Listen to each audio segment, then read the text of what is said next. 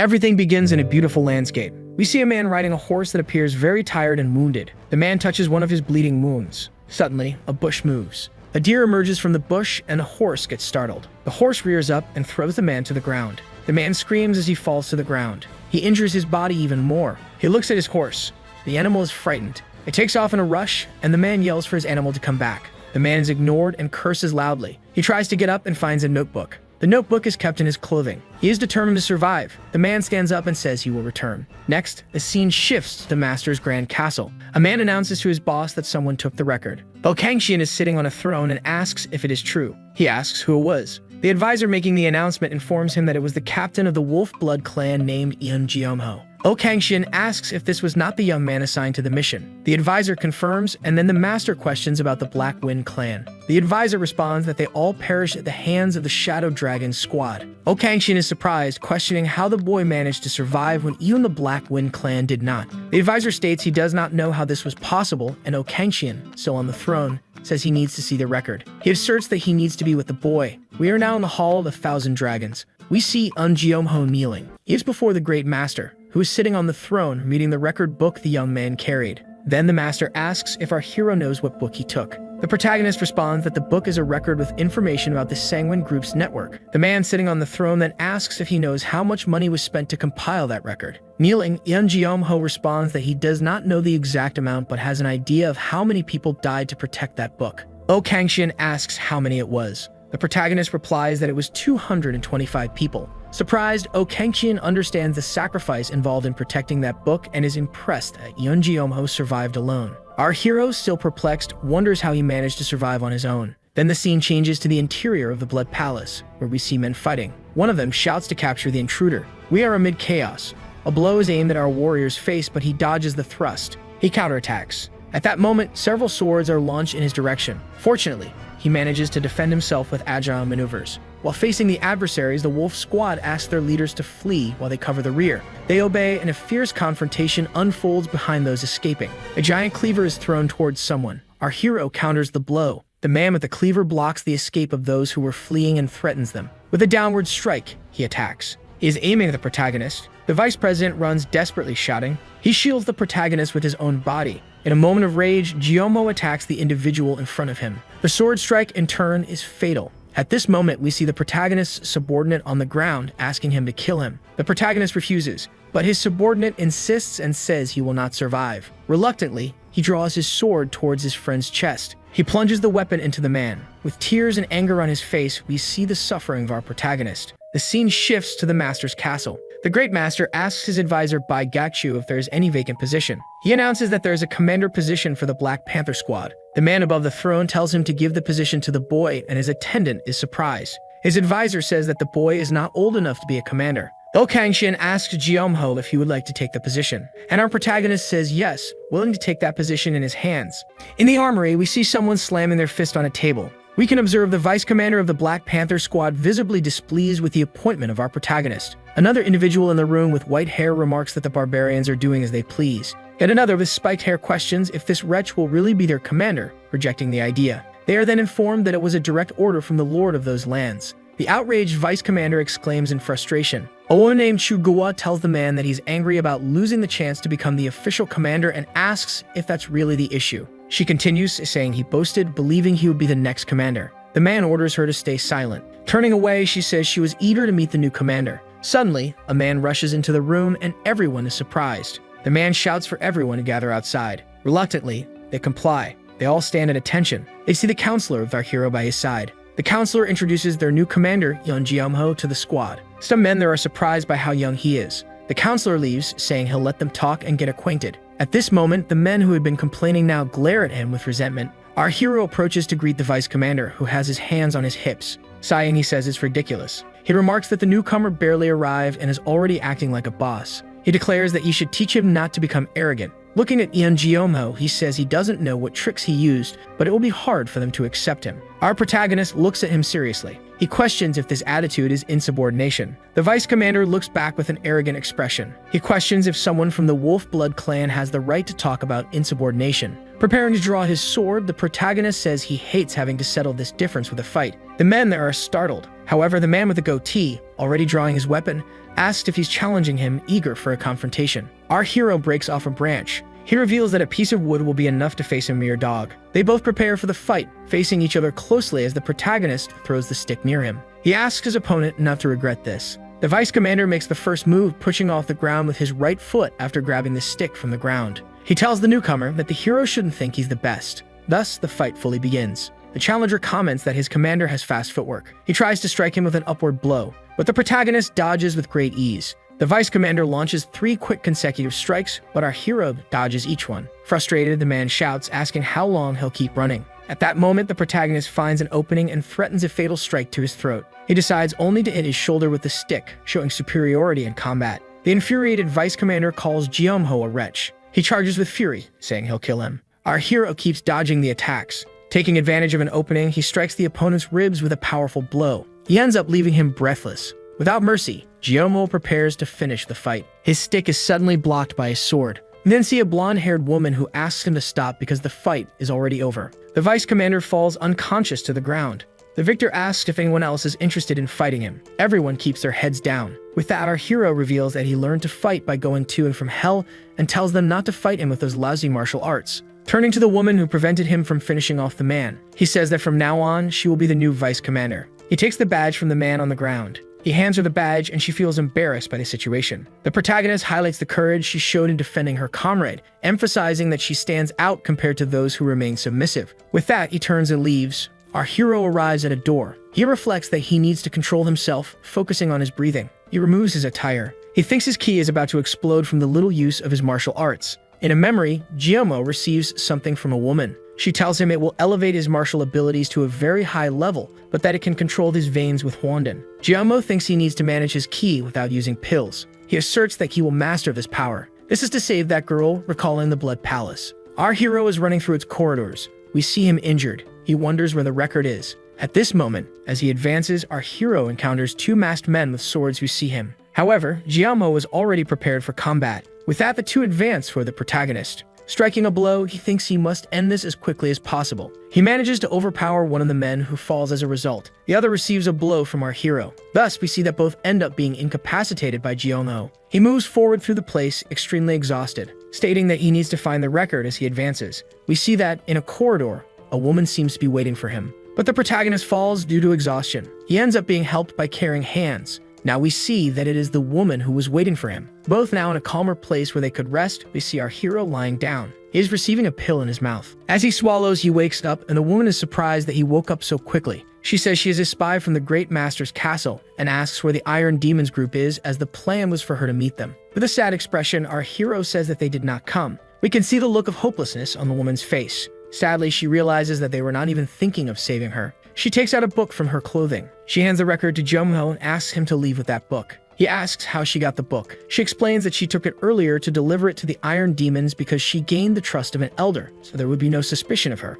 Jiomho asks for them to leave that place together. But with his sad voice, she says that if they go together, they will both end up dead and that this record must reach the castle. Only then will her family survive. At that moment, we see several soldiers heading toward our hero. He quickly realizes their arrival. As he turns, the woman wishes him good luck in his endeavor. Before leaving, Jiomho asks for her name. She responds that she has forgotten her own name and hopes he does not have to live like this. She then moves down the corridor. Jiomho shouts that he will come back to save her. The woman responds with a slight smile. Our hero decides that he must first return to the Great Master's castle. He plans to use his ability to increase his power. With that, a massive aura emerges from his body. His expression darkens. The atmosphere around him releases an enormous power. The men who were searching for him appear and authoritatively announce they have found him. Jiomho invites them to battle. He advances, slicing through them all. The scene shifts and we see our hero meditating in his room. At that moment, he spits blood. He falls to the ground. He realizes he still cannot control his ki and ended up losing concentration. Remembering his comrades, he wonders how he will be able to face them like this.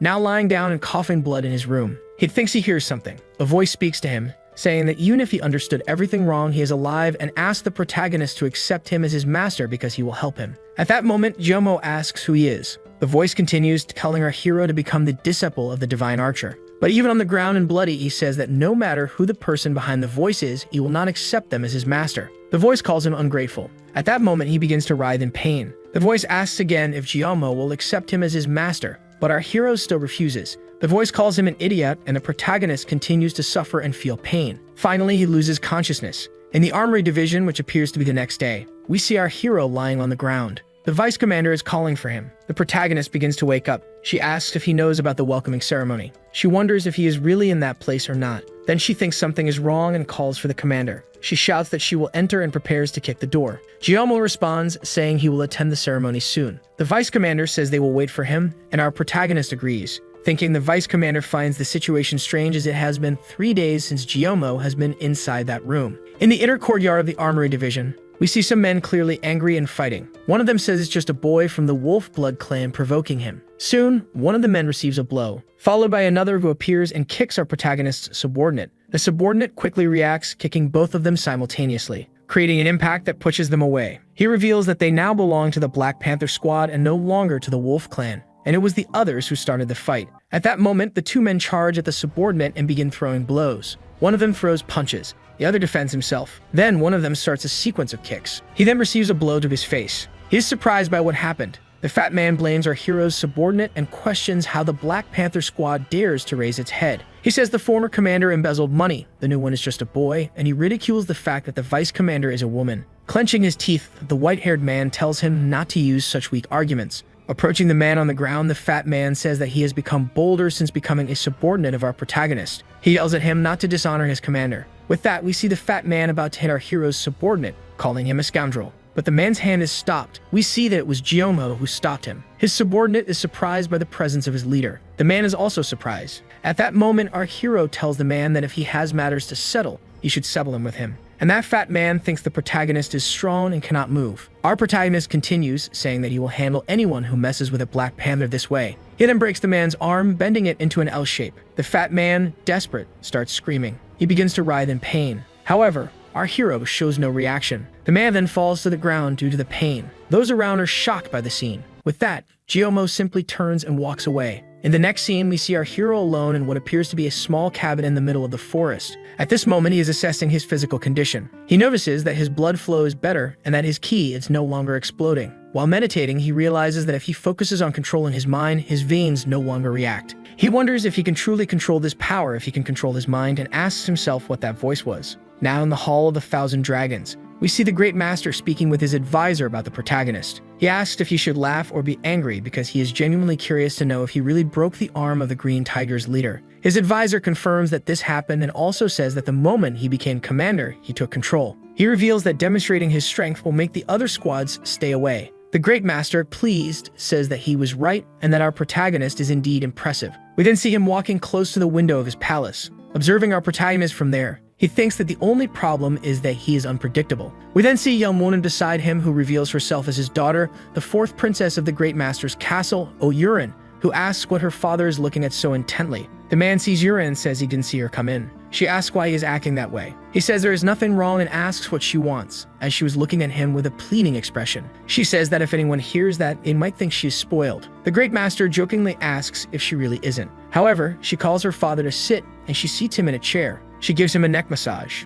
She asks if it is relaxing. The Great Master questions her, wanting to know her real intentions. At that moment, she reveals that it is a request from the bottom of her heart. Her father says that the Yurin he knows would not be so formal and asks if what she wants is money. She starts to express her request. She turns and kneels before her father. She says she would like to attend the Dragon Lance Dance competition that will take place in Luoyang. Her father, biting his lips, denies the request. She begs with a sad look, saying she really wants to go, but he confirms that he will not let her. Indignant, she huffs. He explains that the current situation is not good, and as he has already said, that will not change. Pouting, she stands up and turns around. Frustrated, Yurin says that he has been repeating the same thing for 15 years. She turns her back on her father and leaves the room. She slams the door shut. The Great Master puts his hand on his head, tired of his daughter's stubbornness. The scene then shifts to the banquet hall of the Armory Division. There, the entire Black Panther squad, led by our protagonist, is gathered. One of the subordinates comments that thanks to the captain, the squad's position has greatly improved. The one who was previously protected states that from now on,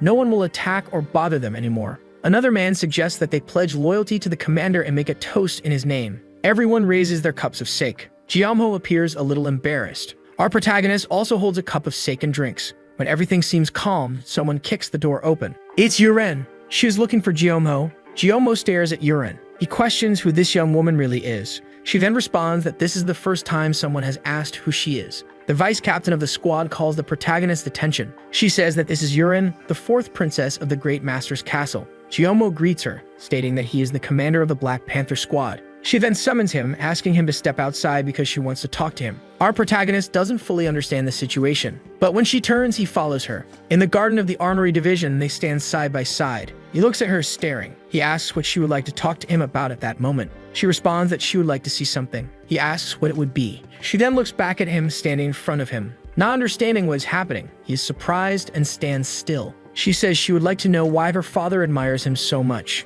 And what is his secret? She wants to know, trying to grab his arm. But our protagonist pulls away from her touch. He responds that if she has nothing to say, he will leave because the others are waiting for him. As he is about to leave, she says she wants to talk to him about something. He turns back. She says she will be direct and asks him to take her to the Dragon Lance dance martial arts competition in Luoyang. He questions why she would ask this of him. She says she doesn't know, she just wants him to help her in her small rebellion against her father. At that moment, we see that something is happening as our protagonist seems alert. Chiyomo stretches his arm to reach Yurin. Some kunes are being thrown in their direction. Chiyomo manages to dodge them, taking Yurin with him. The kunes hit the ground. Now with his body over hers, he is protecting her. He shouts, asking who is there, and she complains about what he is doing. At that moment, our hero looks in a certain direction and demands that the person reveal themselves. We see a man fleeing from a bush, apparently the attacker. He then tells the Great Master's daughter to stay there. He charges toward the individual who attacked her. She wonders what those hidden kumes were. She becomes furious because someone attacked her in her own garden. In a forest, our protagonist is pursuing the one who threw the kumes.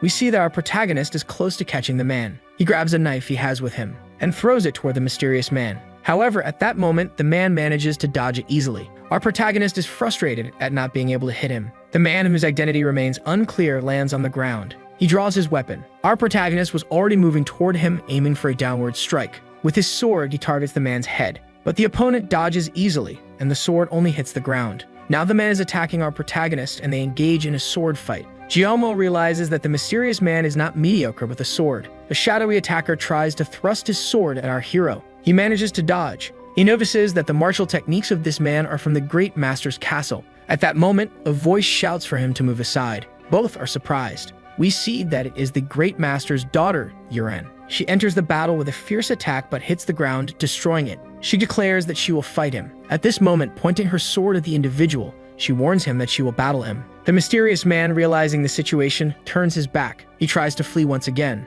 She orders him to stop, shouting. As she runs toward him, Chiyomo notices that she has a strong energy and wonders if this energy is due to her rigorous training since childhood. He then leaps toward them. We see that he is close to reaching the Great Master's daughter. She says that at this moment it's no use chasing that man. She announces that her techniques are well developed in Kingang, which is the skill of balance. Chiyomo asks why he would attack Yurin, and she reveals that she is not sure. Our hero questions if she has no idea who he might be, but Yurin says she has spent her entire life in the palace, so she hasn't met enough people to make enemies. The protagonist advises her to be careful, as it seemed like someone from the castle, and she asks if he is afraid. Looking at his face, she thinks he looks cute. Yurin gives him a kiss on the cheek to thank him. She verbally thanks him for saving her. At this moment, the scene changes to the castle walls. We see the mysterious man landing on a platform. He removes his hat, and we realize he is the subordinate of the Great Master of the tower. His advisor states that he almost got caught. Then, in the Palace of 1,000 Dragons, we see the darkened expression of the Great Master. He asks the man how it went. His advisor reveals that he threw some kunes, and that she must have been frightened. But the Great Master questions the use of kunes and asks what he would have done if he had hit her. The man reveals that he threw them in a way that Yurin could dodge them on her own. The Lord of those lands then says he did not order him to attack her, only to scare her so she would stop wanting to go to that competition. At that moment, the advisor reveals that the commander of the Black Panther squad managed to block the attack, so he didn't even get close to injuring her. The man sitting on the throne asks if the commander was with his daughter. The advisor confirms that yes, she sought him out herself. The Great Master sighs. In the armory division, we see our hero meditating. He appears to be making a great effort, with veins bulging on his face and arms and sweat dripping down his body. In this state, Chiyomo begins to have a vision, a light in the midst of darkness. He wonders what that is and if it's someone's memory. In the Celestial Palace, a great war unfolds before him with various martial artists fighting to the death. Chiyomo, observing the scene, wonders what is happening. Amid the chaos, we see an old man with long white hair taking down men as if they were mere insects. He is overwhelmingly dominant in that battle. Wherever he passes, men perish.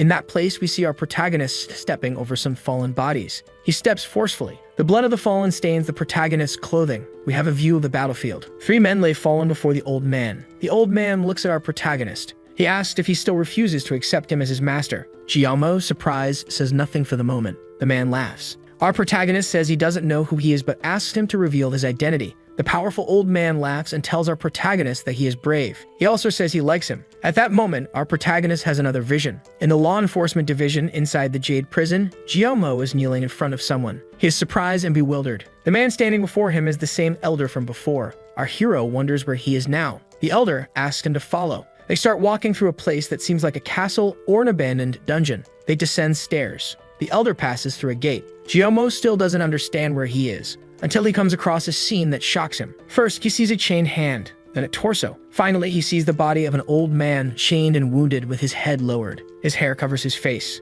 At that moment, he approaches. He realizes it is the same elder who previously asked him to follow. He asks Yahello to follow his voice. As he stares at him, his eyes shine. The glow intensifies. Now in the dormitory of the armory division, the protagonist wakes up from his supposed trance, startled and surprised. With this, he understands that the person who spoke to him is imprisoned in the Jade prison, and that he needs to go there to confirm this. Now in the training area, which appears to be another day, we see several men practicing their martial arts. The vice commander of the Black Panther squad says that today is the day to meet Oh Jae-hyun. Our hero asks if this is really a good time, and she asks if he is nervous since it was Oh Jae-hyun himself who arranged this meeting. With a serious expression, our protagonist reveals that he is aware of this. In the blue circles, there are several men eating. A man smiling looks surprised in a certain direction. Then our protagonist appears, introducing himself and stating that he is Yahello, the commander of the Black Panther squad. The man smiling at him says there is no need to be so formal, and offers him a cup of sake. He says they will drink a lot tonight. At that moment, they wish each other good health. As they drink, our hero thinks he needs an opportunity to take the man's identification tag.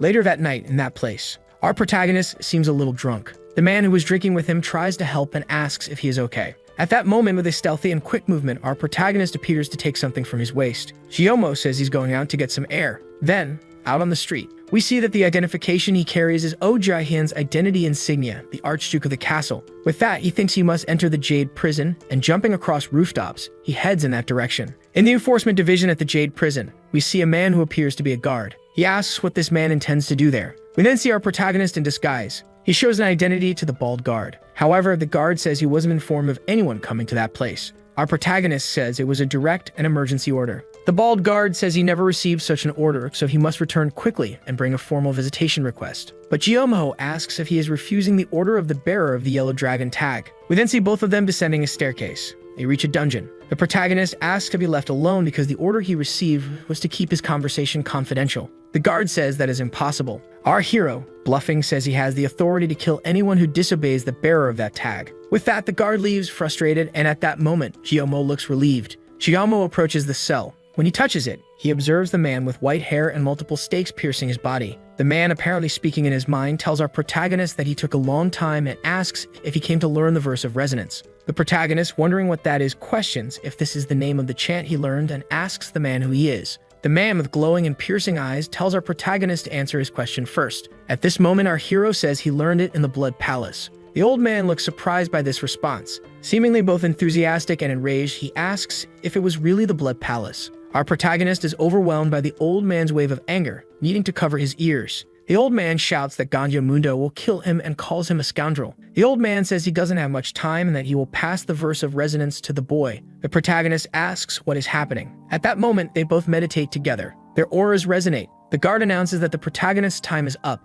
Our hero, turning his back on the man, sees that he is smiling, and in his mind, the man tells him to return. With that, our protagonist turns his back on the man. In the blue circles, our protagonist appears in the presence of the man from whom he previously stole. He casually drops the man's identification on the ground. The man asks if our hero is okay and says he almost sent someone after him because he was worried. Yahello says he is fine. He picks up the insignia from the ground. Handing it to the man, he asks if it belongs to him. The man seems surprised by this gesture, and our hero, without words and sweating nervously, waits for the man's response. However, the man begins to laugh, wondering how it ended up there and that something bad could have happened. At this moment, the man looks seriously at our hero. In the armory division, our protagonist is meditating, following the old man's advice, overflowing his energy to control his ki. In his mind, he thinks that even if his ki explodes, he will not lose focus and that this technique must be from the Celestial Palace. Our hero hears the old man in his mind saying that this is how it should be done, and our protagonist asks him not to interfere in his mind. Then the voice says it will reveal who he is.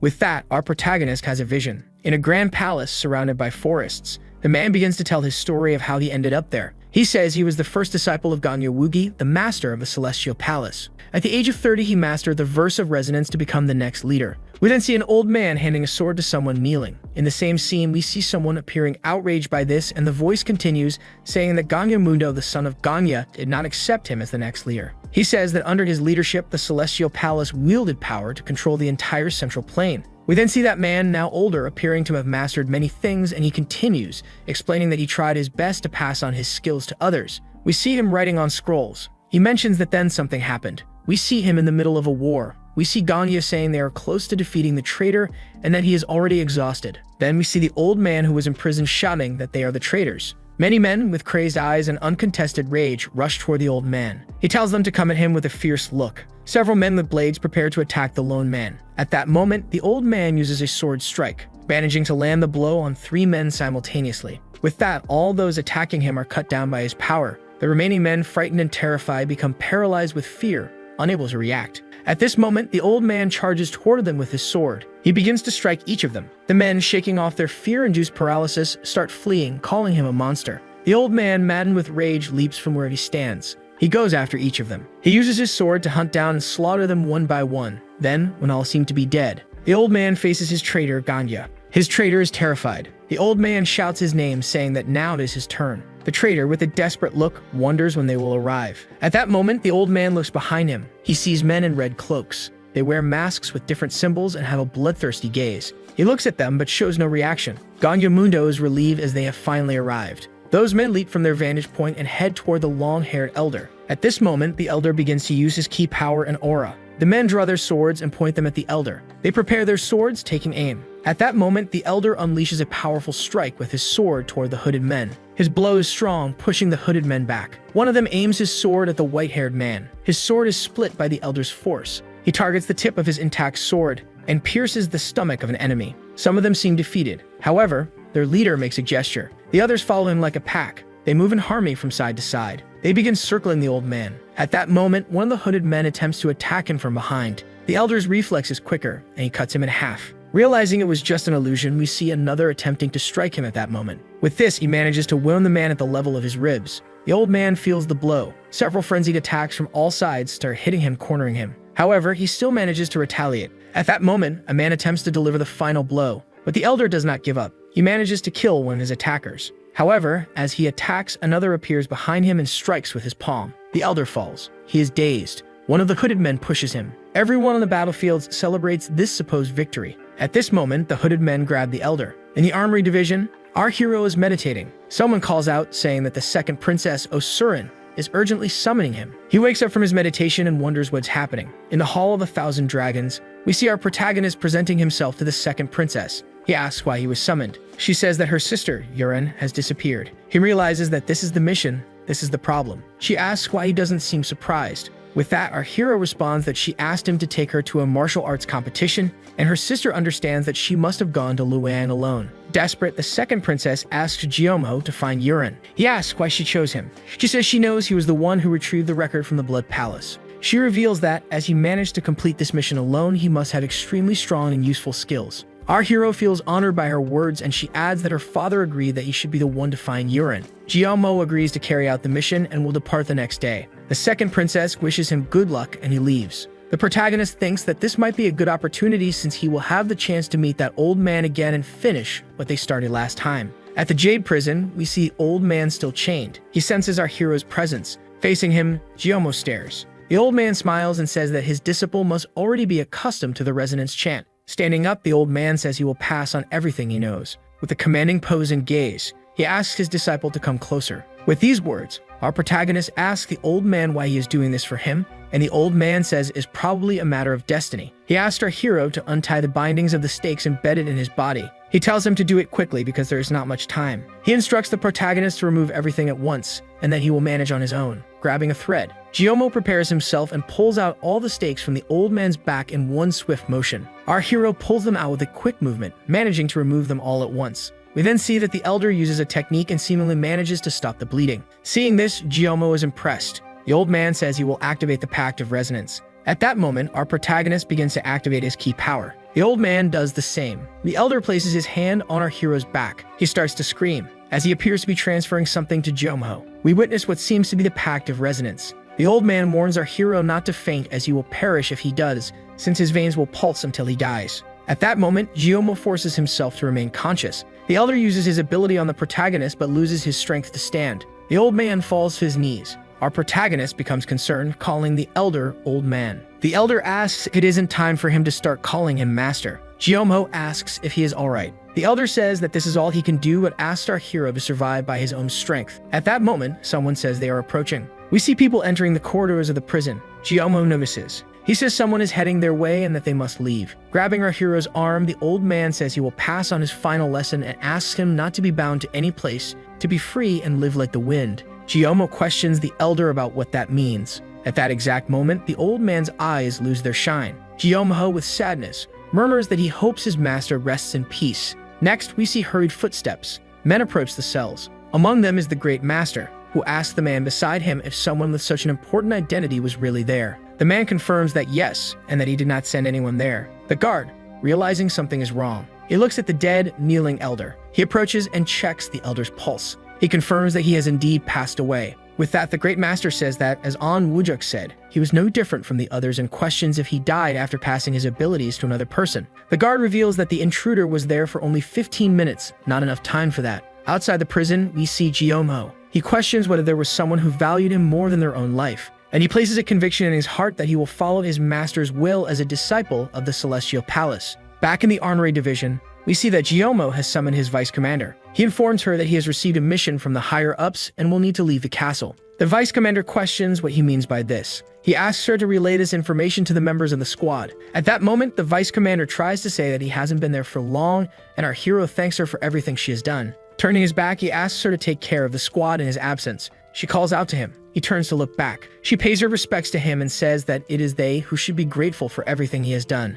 With that, Giyomo feels satisfied with everything that has happened, and he leaves the lands of the Great Master to embark on his mission. He looks back one last time, takes a deep breath. Now far from the palace, he wonders if it is his fate to live like the wind. He thinks that although his master told him not to stay tied to any place, he will seek vengeance in his name. In the garden of the Hall of the Thousand Dragons, we see a man asking if Giyomo went to look for urine. A woman confirms this and calls him brother. The son of the Great Master thinks he knows Giyomo is capable but doesn't fully trust him. The woman asks why he is suspicious since Giyomo has already earned their father's trust. The man confirms this and asks how long it has been since he left. She reveals that it has been 15 minutes. The man then says he will also step out for a bit, in a forest far from that location. We see our protagonist sensing a presence. He perceives a blade being aimed at his back. He intercepts the blade and asks his attackers who they are. We see several men with swords and masks who do not reveal their names. At that moment, one of them attempts to strike toward his face, but our hero dodges. Using his own body's weight, he swings his sword toward one of their heads.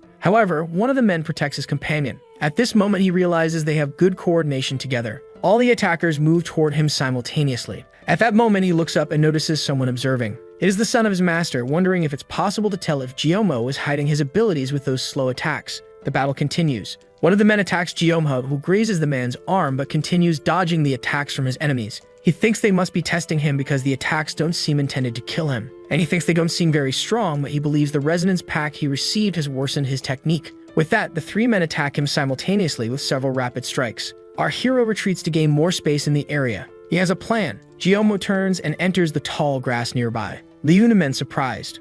One of them orders the others to start searching for the protagonist. Several of them enter the grass. One of them seems to sense a presence. Stealthily, Giyomo attacks one of the men in the grass. The man cries out in pain. The observer from the tree notices the action. He concludes that Giyomo does not hesitate to use low techniques. In response, he orders the men to disperse. They flee. The protagonist sheaths his weapon. He thinks that this should be enough for that man. In a large city, our protagonist tries to stop at a location. Inside, it appears to be an inn. One of the men at the door asks if he is alone, and he confirms. The man with a mustache asks if he minds sharing a table as the place is crowded. Giyomo responds that he doesn't mind. He just wants to quench his thirst. The man asks him to follow. Next, we see another person asking a woman sitting at a table if she would mind sharing the space. She responds that she doesn't, and we see that it's a woman with light hair wearing a diadem on her head. With that, our protagonist approaches and sits at the table. The woman accompanying him offers him a drink. He thanks her. She introduces herself as Moyeong Seolji from the Moyeong family. Our hero also introduces himself as Eun Jeomho and says he is just a wanderer. She asks what brought him to the city, and he says he is simply looking for someone. She then asks if he intends to gather information from people in inns or competition halls. He thinks that asking in inns might help in his search for urine. She says she will take her leave as she has other duties, and our hero says he enjoyed her company. He reflects on the woman Seolji and realizes she has a rather unusual aura. At the White Poplar residence, we see someone placing a cup on the table. We see two people, one of them an extremely strong elder. It is revealed that the elder is the patriarch of the Verdant Forest faction, and he asks his companion how she dares accuse him of assisting the sanguinary group. We see that the person is Seolji, and she says that all circumstances point to him and questions if his faction has nothing to do with the sanguinary group. The man considers her extremely bold. He grabs an axe and throws it in her direction. The object passes by the side of her face. However, it destroys the tree just behind her. She shows no sign of surprise or fear. The muscular man is surprised by her composure. She then asks if, when one connects with the will of the eight heavens, they do not lose consciousness and fall into a vegetative state. The old man appears surprised by her statement. She reveals that the sanguinary group must have provided pills to control this. However, these pills are traps as they can cause veins to pulse until death. He, confused, questions what she is talking about. But she says she knows that Zhongre Muzang, the emperor of the faction, is under the control of these pills and warns that if he continues consuming them, his faction will become puppets of the sanguinary group. The strong man, now downcast, reveals that he had no choice because the clan was on the brink of collapse. She asks if he won't do anything to help his clan, and he says he will send a message to the emperor to assist him with this and thanks the young woman. She says she will pretend that he did not attack her. Now, in another place at night, we see a man entering through a door. He says he wants to ask the owner of the establishment something. Jeomho asks if any young woman has stayed at the inn. The innkeeper says there are only men there. So our hero asks if there is any vacant room, and the innkeeper offers to show him. He thinks he still hasn't found any clues about Yuren's whereabouts. In his room, he begins to use his aura. He hears cries for help, calling for assistance. At that moment, Jeomho realizes the cries are coming from the roof. We then see hooded and masked men moving across the rooftop, but the protagonist finds them and orders them to stop.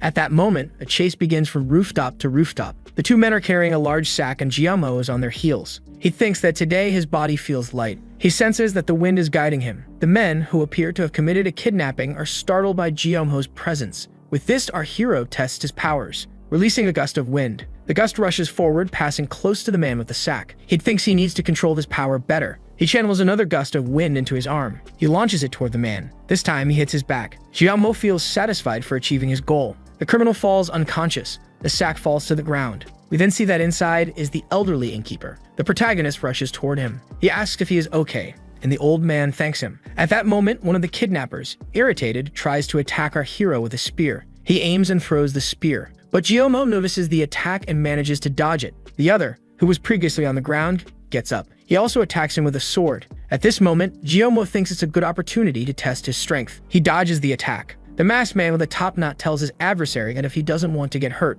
he should leave. The protagonist smirks sarcastically and says it's nice that they are concerned for him. The man, irritated by this statement, charges our protagonist while the other prepares an attack. He raises his spear and twirls it in the air. The one with the sword warns our hero to prepare for the strike. However, the protagonist readies his power. He channels an abundant amount of energy into his hand. With this, he strikes his attacker. The villain at that moment is stunned, unable to understand what happened, as the power was immense and he is sent flying. Jeomho realizes he is starting to understand his resonance power better. At that moment, the bald man prepares his strike. He aims with all his strength at our protagonist, but our hero once again uses his channeling power, hitting the man's stomach, sending him flying. We then see those two men knocked out on the ground. While the hero releases even more of his power and ki, the protagonist looks at them confidently. The men realize they need to run, and one of them wonders how Jeomho can be so strong. Once they are far away, the protagonist focuses on the injured old man. He asks again if he is alright, and the weakened elder affirms that his abilities are incredible. Our hero says he will take him to the infirmary. However, the old man grabs his arm. He says it is already too late.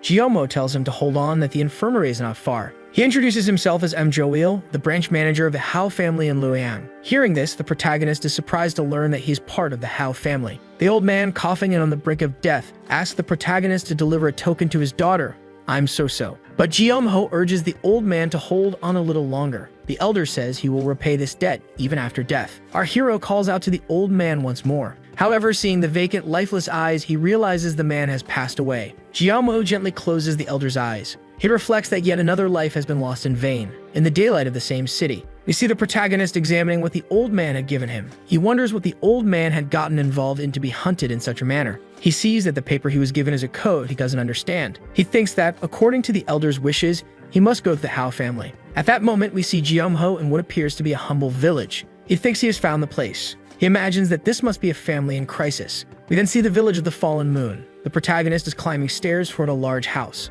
One of the guards approaches him and asks who he is. Jiyomo says he is there to speak with I am Joil's daughter. A young woman then appears beside the guard. She asks if he is looking for her. Our hero asks if she is Miss I am Soso, and she confirms. He hands her the paper and the token the deceased elder had given him. She reads the message. Her eyes begin to fill with tears. She shouts to the guards, ordering them to show respect to our protagonist. All the guards kneel before him. He in turn asks what is going on, clearly confused. Still crying, she thanks him for bringing her father's identification token. Our hero asks her to stand, saying he was only there to fulfill a favor for a deceased father. She asks the name of the man before her, and he replies, Yunjiomo. She asks if this great warrior witnessed her father's final moments, and he says yes. Still crying and visibly deeply saddened by the news. We then see Jiyomo inside. At this moment, he is drinking with a young woman. She reveals that through this martial arts competition, her father was monitoring the sanguinary group and their conspiracies. He realizes that it was indeed the work of the sanguinary group. She explains that her father probably anticipated it, as he already had that letter written. Shigamo asks her why the elder risked his life for this. I'm Sursa reveals that he did it for the peace of the martial arts world, and he couldn't refuse because it was a direct request from the Moyang family, who had already been monitoring those groups. Our hero then asks if it was the Moyang family, and I'm Soso confirms, saying that Moyang Suolji had paid a visit. He thinks it must have been the woman he met at the inn, and he asks what she plans to do now. I'm Sursa reveals that she will now fulfill her father's mission and thanks him for delivering the letter to her, to which the man before her responds that she does not need to thank him. Looking at one of her guards, she instructs him to prepare as they will leave immediately. We see a dense forest along the road. Our hero informs them that he will be taking his leave now. She thanks Jiyomo once again, saying that thanks to him, she will be able to accomplish what her father could not, and he wishes her good luck. But at that moment, our hero has a strange feeling and realizes it comes from the wind. Jiyomo hears something, and then we see a sword flying in his direction. He manages to dodge it and notices that the sword has a crimson hilt, recognizing it as the Shadow Squadron of the Sanguinary Clan. They are there to abduct I'm Soso. Jiyomo becomes enraged at the sight of those men. The young woman draws her sword and points it at them. She is furious because those men killed her father. She charges toward them, attacking. But at that moment, our protagonist intervenes. He uses his power to repel all those men. He grips his sword tightly. Fury and rage flare in his eyes. With incredible speed and skill, he makes several slashes through the air. His strikes shatter the swords of his enemies. He breathes a sigh of relief. Then he looks back. He sees that she has been subdued by a man wearing a red hood. Just as the man is about to harm I'm Soso, we see our hero appear, protecting her with his blade. He forces his sword with all his strength, and with a counterattack, he strikes the man, severing his head. Following this action, several other men in red hoods appear before him. Jiyomo asks if I'm Soso is alright. She responds affirmatively, but says that those men are very strong. He says it's useless because they will only stop when each of their heads is cut off. The woman says they should aim for the head only, and our hero tells her to go and inform the Moyang family of what's happening, because that is the best course of action at the moment.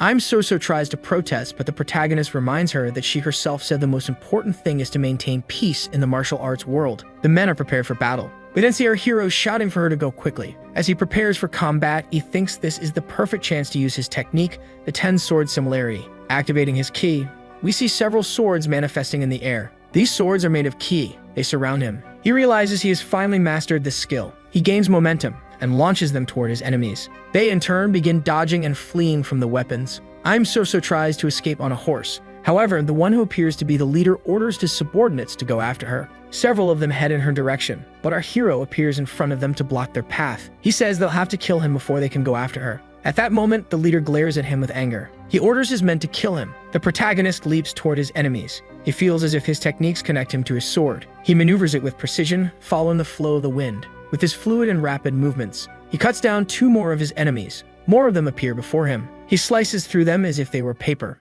Our hero is finishing his strike. We see that the strong-looking man is impressed, seeing his subordinates being subdued by a single man. Now our hero stands among the fallen. He looks at the leader with a threatening and defiant expression. The white-haired man thinks the protagonist must be joking. Snapping his fingers, more subordinates appear. They create an illusion of someone flying. Giyomo says that tricks won't work on him, but he is momentarily surprised. He finds himself unable to move. He regrets this. Several of those illusions surround the leader. He charges toward Giyomo. The strong man appears to be using his ability. We see that the protagonist is struck. He is hurled with force and crashes against a tree trunk. The protagonist realizes that this is the dragon spirit's interflux technique, one he has heard of before. Our hero finds himself surrounded by multiple enemies. He remains paralyzed, unable to move. The leader says he will eliminate him. Our hero tries to calm himself, thinking the influx is also just a trick. He wonders if there's any technique his master taught him that could counter this. He begins to meditate. At that moment, the leader of the attackers charges toward him, shouting for him to perish. But our hero grimaces. A gust of wind produced by a blade is seen. The protagonist manages to dodge. He dives to the side, and the man who intended to kill him strikes the tree behind him. Our hero retrieves his sword from the ground. The enemy leader shouts in frustration. But at this moment, Giyomo has already prepared his counterattack. However, the attack is intercepted by the enemy leader. The protagonist, focused on the battle, locks blades with him. The two men stare each other down, but our hero puts a bit more force into his skills. He pushes the enemy leader back. The leader is airborne and stunned. At that moment, the man mid-air orders his subordinates to attack. Our hero, preparing his strikes once more, thinks that he will not fall for the same trick twice. He cuts down each of the men before him, beheading them. But behind them, we see 4 more silhouettes approaching. Giyomo shouts. Turning around, we see him delivering several slashes with his blade. The blade becomes soaked with the blood of his enemies. With this opening, the leader of those men charges once again at our protagonist. He tries to strike from behind, but something happens. We see a blade dripping with blood. The man is confused. He was just about to use his attack. Giyomo wonders what happened. We see the large man kneeling. Behind him is Msoso on horseback. Msoso appears exhausted. Our hero calls her name, surprised, and we see that she was the one responsible for delivering the fatal blow to the man. The hooded men begin to vanish. Giyomo sheaths his sword, relieved. She rides toward him, calling his name. He asks if she found the documents, and she confirms, showing them to him. With tears in her eyes, she says that thanks to him, she was able to complete her father's final mission. Our hero, with a serious but happy expression, says there is no need to thank him and asks her to be careful. She bows and says she will be eternally grateful to him. Giyomo, returning the bow, asks her to take care. He then turns and continues his journey. It is now night. In the garden of the Moyang family, we see 2 people talking. Msoso indicates that she is present. She shows the records to the woman from before. The woman tells her she did a good job. She hands her a red pouch. The woman standing before her asks what it is. The woman with the diadem on her forehead says it is Jolil's reward. She reveals that he protected the peace of the martial world, so if his sacrifice was honored.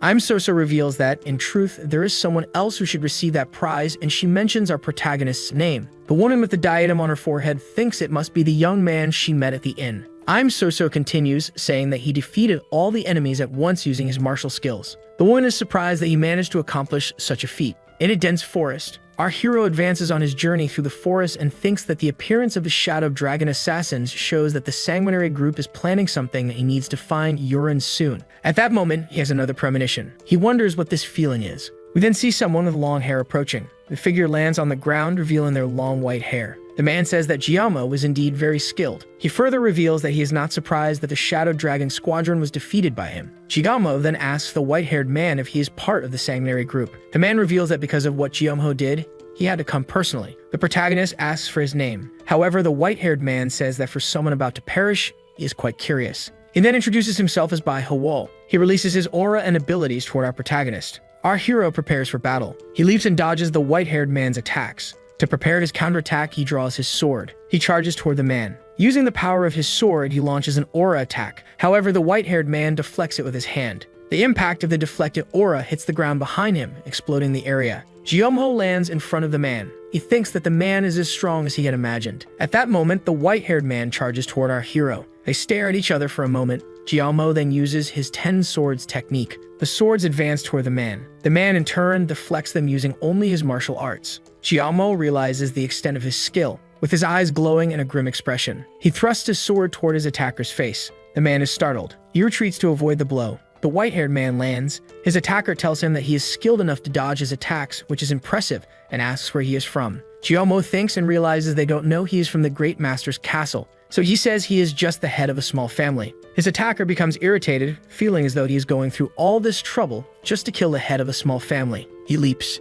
and charges toward our hero, launching multiple attacks. Our protagonist thinks that this man is very strong and that he won't be able to defeat him alone with his current skills. He plans to buy time until he can use his 10 swords technique again. channeling the power of lightning into his sword. The man shouts that this attack is ridiculous, but Yahello remains focused on his strike. His sword meets the hand of the white-haired man. The clash disperses the surrounding environment with the power of the attack. The man steps back, surprised. Taking advantage of the opening, our hero readies his sword and slashes at his shoulder. The adversary screams, calling him a scoundrel. He tries to punch him, but Yahello is already prepared and launches another attack. At that moment, a man appears between the two. Yahello looks at a man with a mustache and dark clothing. He realizes that the man blocked the attack from the white-haired man using the power of his sword. The man tells him to be cautious. The white-haired man apologizes. The man with the mustache continues, saying that now is not the time for games, and the long-haired man kneels. The protagonist thinks that this man is also part of the sanguinary group. Now looking at our hero, the mustached man orders them to leave. The man with the mustache leaps into the air and the protagonist shouts for them to stop. However, the long-haired man looks at Yahello and says that the next time they meet, he will kill him. And with that, he vanishes from his sight. Our hero thinks that this situation is terrible because he had the perfect chance to kill that man. Sheathing his sword, he reflects on how they disappeared, confirming that the sanguinary group is planning something. At the temple of the competition, where the battles will take place, Yahello hasn't forgotten his mission to find urine. He continues to think that he doesn't know what the sanguinary group is planning, but completing his mission as quickly as possible will help him. Yahello looks through the crowd, feeling anxious. He spots a man. He realizes that it will be problematic if those guards see him. Yahello tries to hide among the crowd. He observes the Archduke and his soldiers searching for information, and notices that they also seem to have not found urine. Trying to avoid any commotion, he decides to use a tracking spell. Yahello makes a seal with his hands while applying clairvoyance around him. A thread emerges from the protagonist's clothing. It goes towards the Archduke's clothing, entering from behind his cape. The protagonist says that this way he will know where Jahin is at any moment. Yahello blends into the crowd. In another location, someone is playing a type of drum. We can see a crowd cheering as they watch the championship. A man in red welcomes everyone to the martial arts championship, saying that they should all eagerly await a great spectacle. The crowd cheers at the man's words. The former commander judges that based on the fourth princess's personality, she was probably at the front. The man announces that they will start the first battle and that the first contestant is from a Murim family, Hayad Ryan Pyoen. After the announcement, the challenger begins to walk through the arena. He announces that his rival will be a man shrouded in mystery, eager to win the competition. The young master of fusion, Bak Yuchen, Ryan Pyoen glares at him, irritated. He reciprocates the look towards his rival. The referee raises his finger and announces that the competition will begin. We can see the fourth princess happy that it is finally starting. The man next to her says that Ryan Pyoen is his grandson. The fourth princess says he must be a great-grandson. Smiling, the man confirms what she said. Ryan Pyoen tells his opponent that he will let him attack first. Bak Yuchen says he won't refuse. He charges forward, holding his sword. The first challenger jumps back, dodging his attack. Mocking his rival, he asks if that's all he has, and it seems everything will end quickly. Suddenly, he charges forward. Swinging his sword, he unleashes a powerful attack called the Disastrous Swordsman. Bak Yuchen looks at him with determination. He attacks again, but his opponent also strikes at the same time. Yahello thinks that this is a true swordsman, using his sword as he pleases. Ryan Pyoen narrowly dodges his opponent's attack. He steps back to gain some distance. Looking at his rival, he acknowledges his skill with the sword. But Bak Yuchen says that the first challenger is setting him free. Suddenly, while shouting, the first challenger leaps, saying that no matter what, he is no match for a true swordsman. The boy shouts that this is the Fortune Dragon's sword art. They clash swords, with Bak Yuchen kneeling to withstand the impact. He continues defending against the other competitors' attacks with great difficulty. The man delivering the blows keeps going relentlessly. They continue exchanging blows while moving across the arena. The second challenger, clearly exhausted, looks at his rival. He crouches down, attempting to strike his opponent's legs. The man who had been attacking up until now is startled by this move. He distances himself from his rival once again. But now his opponent starts attacking him relentlessly, reversing the fight. At this moment, the one who was cornered and defending is the first challenger. Confused, he notices that his rival is copying his techniques.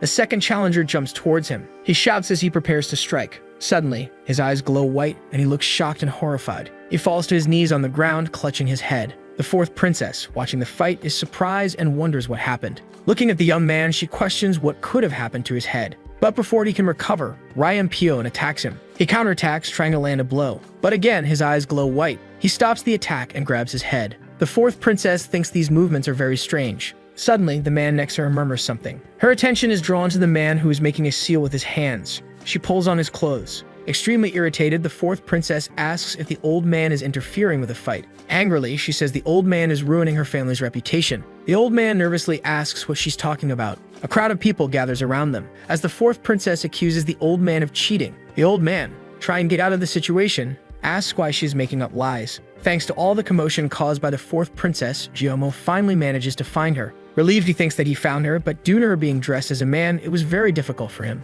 A little later, with the competition fight interrupted, someone is greeting Yurin. The man in red thanks the fourth princess for finding the cheater. She says she just did what was necessary. The man politely asks for her name. A little nervous, she gives a false name to the man while saying she is leaving. She leaves the place she was and heads towards the street. But suddenly, the former commander calls her, leaving her surprised. Nervous and embarrassed, she calls him by his name. Politely, he says they should return together. She asks how Jiyomo recognized her even though Jaehyun himself did not. He says that with a personality as unique as hers, it would be impossible not to recognize. The princess asks what he will do now that he has found her. He responds that, as she might suspect, they must return to the Grand Master's castle and notify the Archduke. She begs him not to do so since the martial arts competition has barely started. He informs her that there are people from the bloodthirsty group there and that it would be dangerous. Yurin asks if that is true and if it wouldn't mean they are working on something. This leaves Jiyomo a little confused. Elsewhere, the white-haired warrior is talking to a man. This man is the first lieutenant of the Shadow Dragon's troop, informing him about his discovery regarding who was behind the Hao family.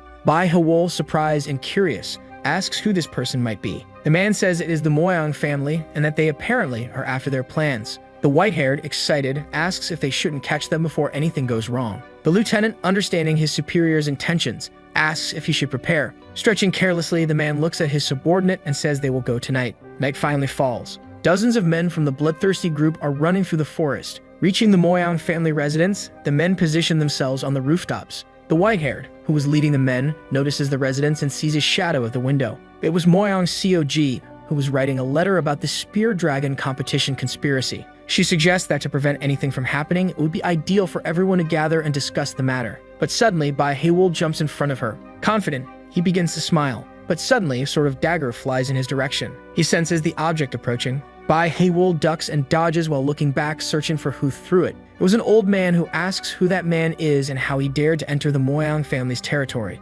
Confused, Suja comes out and asks what is happening. The old man informs her that there are intruders and that she must alert the White Sword troops as quickly as possible. She grabs a kind of whistle and puts it in her mouth. The old man advances to attack the white-haired intruder, saying he will kill him. Bai Hewol laughs, saying that he is the one who should be saying something like that. The old man becomes even more irritated. He throws several blades towards the intruder, who easily defends them with his hands. While the white-haired defends himself from the old man's attacks, Bai Hewol claims that none of these attacks work against him. But then Suji appears, surrounded by several soldiers. In response, the lieutenant positions himself with his men. Annoyed, the lieutenant orders his men to capture the woman. She begins to prepare for battle, removing her belt. Suji positions herself as if the belt were a whip. At that moment, the bloodthirsty group leaps towards them, and thus begins the battle with the Moyang soldiers. One of the bloodthirsty group men tries to attack the woman who positions herself with her belt. Suddenly, she delivers a blow towards the man, who, with no chance of defense, ends up dead. The lieutenant says that, as expected, she is no ordinary person. He runs towards her, attempting to attack her. She promptly counterattacks, anticipating his move. However, the man manages to dodge all of her attacks. Suji is surprised and clearly exhausted. With a smile on his face, he brandishes his sword, managing to wrap her whip around his sword, leaving her surprised by his feat. He feels confident with what he has just done, crouching and pulling Suji along with her whip. We see a frenzied sequence of attacks. It was the fight between the lord of the Moyang family and the white-haired intruder. Smiling, he says that even though the Moyang reputation isn't the best, they truly are not so bad at martial arts. The old man becomes even more irritated, asking what he is talking about. The old man advances again against the intruder. Bai Hewol prepares to strike him. He extends his arm, attempting to land a punch on the old man, which leaves him completely surprised. The punch hits him squarely, lifting him up. The old man is thrown far away, but suddenly, somehow, the force seems to have doubled, and it starts to throw him even farther and faster. Suji sees the old man pass by her and calls him Noya. The lieutenant, irritated, says that she is not in a position to worry about others. He begins to emit a red aura while holding his sword with the belt wrapped around it. Suddenly, the belt explodes. Losing her balance, Suji asks how this is possible. The lieutenant tries to stab her with his sword. With great effort, the woman manages to dodge her opponent's sword. With a crazed look, the man says he tried to be gentle, but she is making him angry. He positions himself again to attempt another attack on her. Using what's left of her whip, she manages to stop his attack. Below the force of the impact, the belt causes friction on her hand, making her start to bleed. The warrior of the Moyang family was clearly exhausted and in pain. Applying even more force, the lieutenant says that she won't be able to stop his sword for long. He pushes harder, even shouting as he searches for strength to break the whip. After that, the belt finally breaks. She closes her eyes, accepting her fate. But suddenly, a blade interrupts the lieutenant's attack, and that blade belongs to Jomo. She looks up, incredulous that he is there. The lieutenant, confused, asks who this guy is. Looking at him, the protagonist says he is there to do business with the Moyan family and did not expect such hostility. Suddenly, the leader of the bloodthirsty group lands in front of Lieutenant. He stares at the former commander while the old man's body lies on the ground. Not much different from him. Countless soldiers of the Moyan family lie lifeless on the ground. The man says they have met again sooner than expected and that his opponent is seeking his own death. Extremely irritated, the white-haired man gives the order to kill Giomo. All the soldiers of the bloodthirsty group charge towards the man to attack him. One of them tries to make the first strike, but only the movement of the former commander's blade can be seen. The soldier cannot even comprehend what cut him as his head is severed from his body. Giomo looks at the men as a lightning bolt comes from his eye, and he begins to brandish his sword as if creating multiple others. They go towards the soldiers. They don't even have a chance to defend themselves, and in the blink of an eye, all of them are dead. The former commander thinks these must be the effects of his daily training. Terrified by Hewell questions what those movements were and how they resembled those of a monster. The lieutenant leaps towards the mysterious hero, saying he will not stand idle. He prepares to deliver a downward strike. The mysterious hero simply looks at him. He effortlessly defends the lieutenant's attack. The man is shocked at how easily Giomo blocked his attack. The hero begins to unleash a sequence of strikes against him. Astonished by such strength, with great difficulty, he starts to dodge the attacks. But even with all his effort, some of the attacks still hit him, making the lieutenant even more shocked and afraid. The man looks at the lieutenant, irritated by his audacity. He throws several blades towards his enemy while gaining some distance. The lieutenant, startled, prepares to defend the attack, managing to deflect some. As the lieutenant is still recovering after blocking the attack, Giomo wonders if he really managed to defend against it. But then the lieutenant is caught off guard as the blades he just defended against begin to return. They strike him from behind, and unable to block them, he ends up being hit by several. The man can only scream in pain. The white-haired man mentally affirms that his lieutenant is no match for the mysterious hero. Suddenly, an attack comes from behind Giomo. He senses the attack and looks back. With a quick movement, he manages to defend against the attack. Behind him, a massive explosion occurs due to the impact. With sarcasm, the former commander says it's quite suspicious that they are chasing a woman like true dogs. As he positions himself to launch another attack, the white-haired man says it's none of his business. Suddenly, the man shouts, "Demonic blood flow." With that, two wind vortexes are launched in front of him. They head at full force towards Giomo. With a stern look, he says they are impressive tricks. But with relative ease, he cuts through the wind. They split, causing explosions around him from the impact. Hewell curses him as he charges towards him. Pointing his sword at his enemy, the former commander says he should not be called his opponent. The enraged man prepares another strike and launches it towards the hero. Giomo charges towards his enemy, slicing his attack in half once again, causing explosions. He unleashes a sequence of attacks on his enemy, who only defends himself. He tries to stab his enemy. His opponent is surprised by the movement, but he cannot defend in time and ends up with a scratch on his face. He panics when he sees his face bleeding. Pointing his sword at Hewell, the former commander asks what he will do now that his face is scratched. As he prepares to launch the same vortex attack, the man asks who Giomo really is to have improved his skills so much in such a short time. He unleashes a barrage of attacks, but as expected, the former commander also counterattacks. He continues to fend off his enemy's attacks while trying to get closer to him. When he finally gets close enough, the hero simply looks at his enemy and smiles. Again, he launches a series of attacks, and this time, with no room to defend, the white-haired man ends up taking all of them. Using his last strength, the man turns to Giomo and curses him again. Preparing to deliver the final blow, the former commander tells him to stop talking nonsense as now is the time for his death. But surprisingly, the lieutenant steps in front of his attack. He yells for all his men to protect the captain. Without showing any discomfort or surprise, the hero just looks at the man. He strikes two blows, each cutting off one of the man's arms. The man screams in pain as he falls to the ground. When the former commander looks up, 3 soldiers are already trying to attack him. Seeing this, he realizes that no matter how many he kills, there always seem to be more. He begins to brandish his sword. By the end of his attack, all of his opponents are lying on the ground. He quickly approaches their captain. He delivers a blow with all of his rage and fury, but somehow, he does not cut the captain. Instead, he hits one of the soldiers. He notices that Hewell is using his own subordinates as shields. Right behind him, the captain is desperately trying to flee. The captain looks back to make sure the former commander is not following him. Giomo concludes that cleaning up this mess is more important than pursuing the captain at this moment. Approaching Seojae, he asks if she is okay. With tears in her eyes, she says the name of the lord of her family. Meanwhile, in another location, a candle illuminates the inside of a house. Giomo, along with Seojae and the old man, are inside a room. The former commander has his hand over the old man's chest while emitting an aura. He breathes heavily as he concentrates.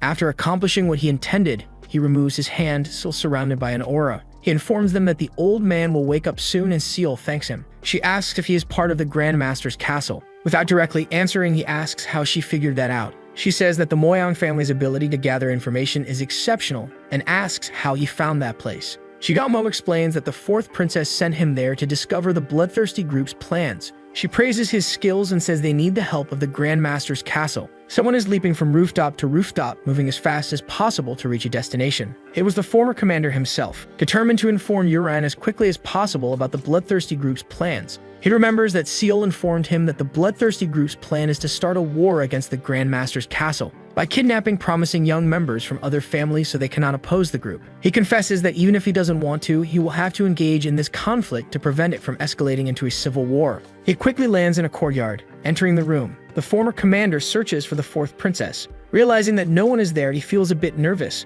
wondering where she could have gone, saying that this is urgent. Satisfied, he admits it was a good idea to have used clairvoyance on her. Yahello notices her presence is nearby. In the city at night, the princess is protecting a child behind her. A man with a knife in hand, along with two companions, tells the fourth princess that if she doesn't want to get hurt, he recommends she leave as quickly as possible. She curses them, saying that they made this child into a thief. Attempting to attack her, the man tells her not to regret what she said. He strikes at her, but the fourth princess simply ducks. The man is surprised as he did not expect Yuran to dodge. She stands up and hits him. The man flies backward, bleeding heavily from his mouth. He crashes into the wall with great force, creating a hole as he drops his knife. The man's companion attacks her, asking if she knows who they are. The princess easily dodges the attack again. She says she knows who they are as she strikes a blow to his shoulder. The man screams in pain as his shoulder twists and he can barely move his hand. The third companion tells her not to move, which surprises Yuran. The man with a blade to the boy's neck says that if she moves, he will kill him. Annoyed, she calls them human scum. While making a hand seal, the fourth princess admits that it wouldn't be hard to kill them, but it's too risky with a child who could get hurt. The man mocks her, telling her to just obey. Suddenly,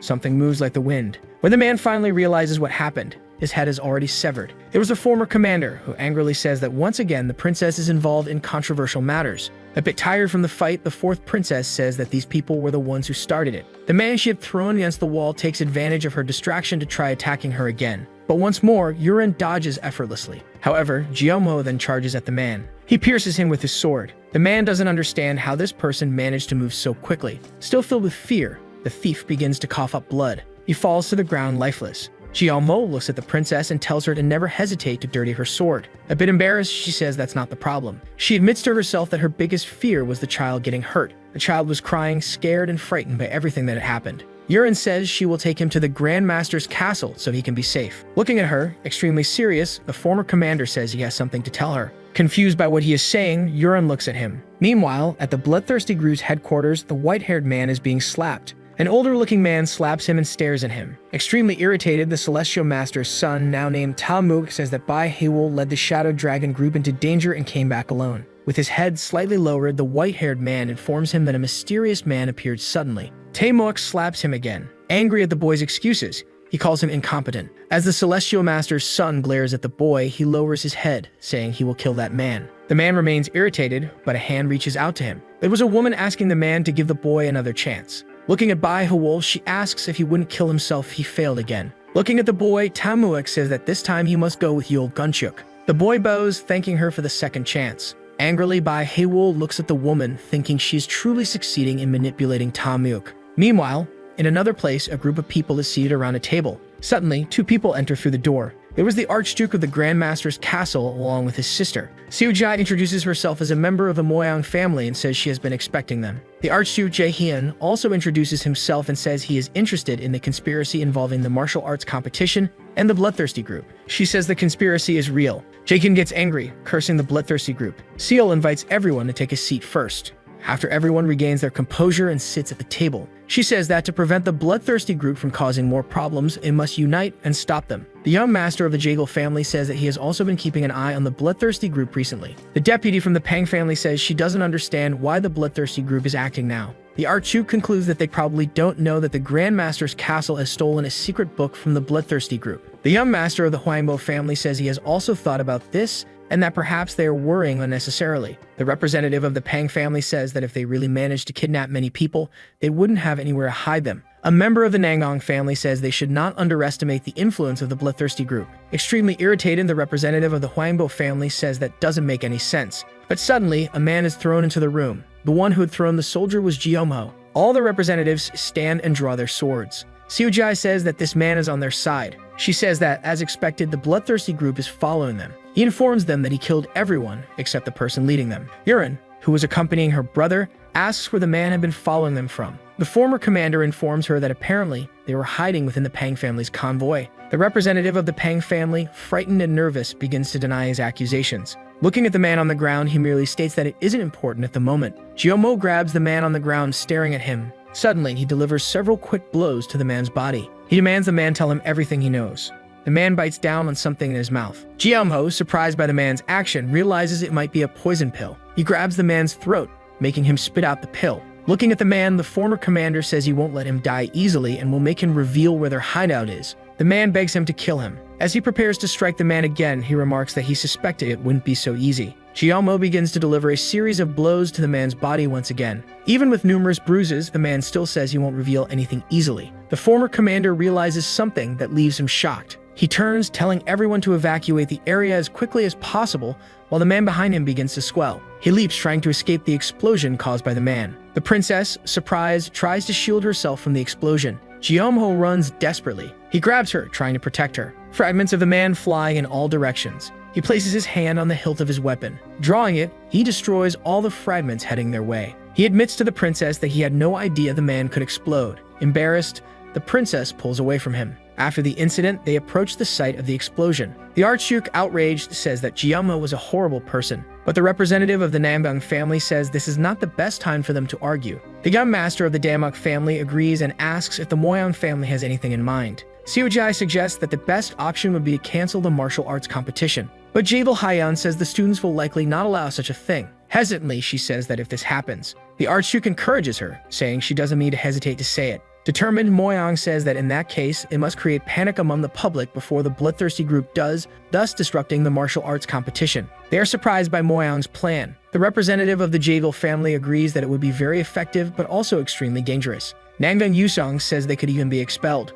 She states that they will have to use another method based on the demonic soul vigil. The young master of the Nanbang family asks if it really would be the demonic soul vigil. A member of the Dongbang family explains that the vigil is a bell that always rings when an evil energy approaches. Jagal Haiyan agrees that this would be the best option at the moment. Dongbang Seong announces that the competition will begin tomorrow. They all look in one direction, determined, in the city. As many people walk around and shop, Jaehyun, along with the princess and Jeomho, walks through the streets. He tells the fourth princess that she must return tomorrow as quickly as possible, which doesn't make her very happy. And he instructs the former commander to accompany her to the Grand Master's castle as quickly as possible tomorrow. Yurin tells her brother to stop treating her like a child. He holds her shoulders, saying that he is not treating her like a child, but that he fears something might happen to her. Looking away, the princess says she has things to resolve and that she won't be able to leave tomorrow. Suspicious, he asks what those things are that she needs to resolve. She says she has a child she wants to take with her to the Grand Master's castle and that she will take the child's family as well. He breathes a sigh of relief, saying that's fine. She asks if Jeomho will go with her, to which he simply nods affirmatively. She looks at him and ends up smiling.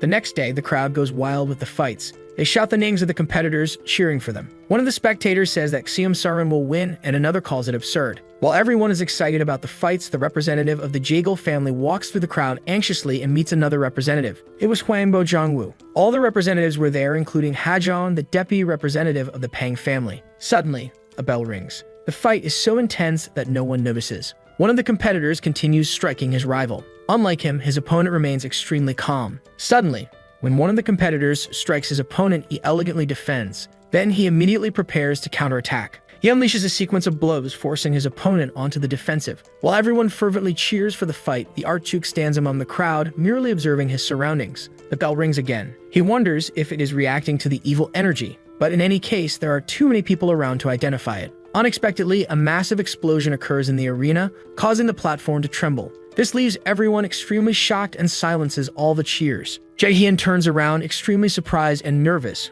wondering what is happening. Another large explosion rocks the arena, this time powerful enough to completely destroy it. Everyone begins to run frantically, trying to escape the arena. The representative of the Jaegal family wonders what's happening. The Archduke questions if this explosion was the work of the Moyon family. But another explosion happens again, this time at the exit of the stage. A person in the crowd begins removing their clothing, revealing that they are actually from the bloodthirsty group. When people finally realize what's happening, they notice he's not alone. Dozens of soldiers begin leaping among the crowd. They land on the walls, as people start asking if this is the bloodthirsty group. One of the men in the crowd questions whether the soldiers think everything will be fine after what they have done. But suddenly, someone emerges from the rubble. Landing gracefully is an older man who, with only one leg, manages to balance on a piece of broken wood. With black eyes, the man warns that if they don't shut up, he will throw a bomb at them all. Jaehin is confused, wondering what is happening. The young master Dongbang Seong, surprised, says he didn't suspect the bloodthirsty group would take the crowd hostage. Damak Gywa notes that they are always one step ahead. The man introduces himself as Jin Yobang, the second blood spirit of the bloodthirsty group, and declares that if any young masters wish to save lives, they must follow them. Some nobles begin to ask where they would have to go, nervous about what might happen. The Archduke telepathically orders his soldiers to go to his sister. They confirm his order telepathically. He instructs them to hurry and inform the Grand Master's castle branch about the current danger. They accept his command and begin to use a technique to move stealthily. Irritated, the man asks if no one will volunteer and warns that if he calls again and no one comes, they will start killing people one by one. This causes all the residents and civilians to become nervous and fearful. The blood spirit begins calling out the name of the Jaegal family representative, shouting boldly. One of the bloodthirsty group's men lands in the middle of the crowd. He grabs a man by his clothes while holding his sword in the other hand. The man begs the young master to go with the bloodthirsty group. Suddenly, Jin Yobang begins counting down from 3 to 1. But the young master of the Jaegal family steps forward from the crowd, saying there's no need to continue. With a determined look, he says he will accompany them. With him, all the other representatives of noble families appear. The man smiles and says they should have done this sooner. In another part of the city, the princess, along with Jeomho and the child, are heading to his home. The boy says they've arrived at the place. He runs towards the door, calling out for his mother. The worried mother asks where he has been as she coughs heavily,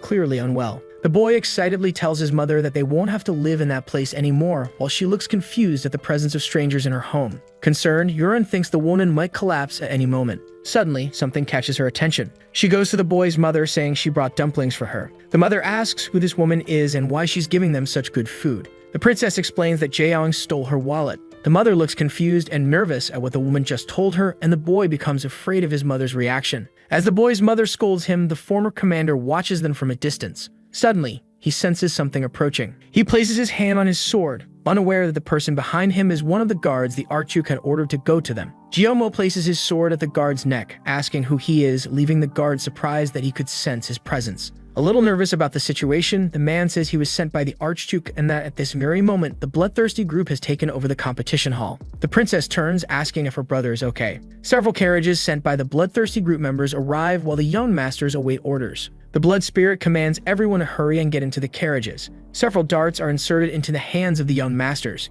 They are also forced to drink a type of potion. The young master of the Huangbo family asks what they are being forced to drink. With a putative look, the blood spirit says it would be better for them to quietly comply if they don't want the civilians to suffer, as a convoy of carriages takes the young masters out of the city. The members of the bloodthirsty group look around, ensuring that nothing goes off plan. The Archduke, disguised among the members of the bloodthirsty group, wonders where they are going and how long he can remain hidden. Inside one of the carriages, all the young masters are together. Huangmo Zhongwu asks if any of them have an idea of what they were forced to drink. Jaegal Haiyan suspects that it might be mountain poison. The young master of the Nambang family complains that he no longer feels energy in his body. Meanwhile, the representative of the Damak family says they are draining their energy and turning them into puppets. Jaegal Haiyan tells everyone to calm down and try to gather as much internal energy as they can. He tries his best, straining himself and clearly feeling pain and discomfort. All of them, extremely exhausted, eventually give up. They finally arrive at the bloodthirsty group's hideout. The Archduke grows nervous as they arrive. As the convoy continues, shadows can be seen trailing behind them. It was the protagonist along with the fourth princess.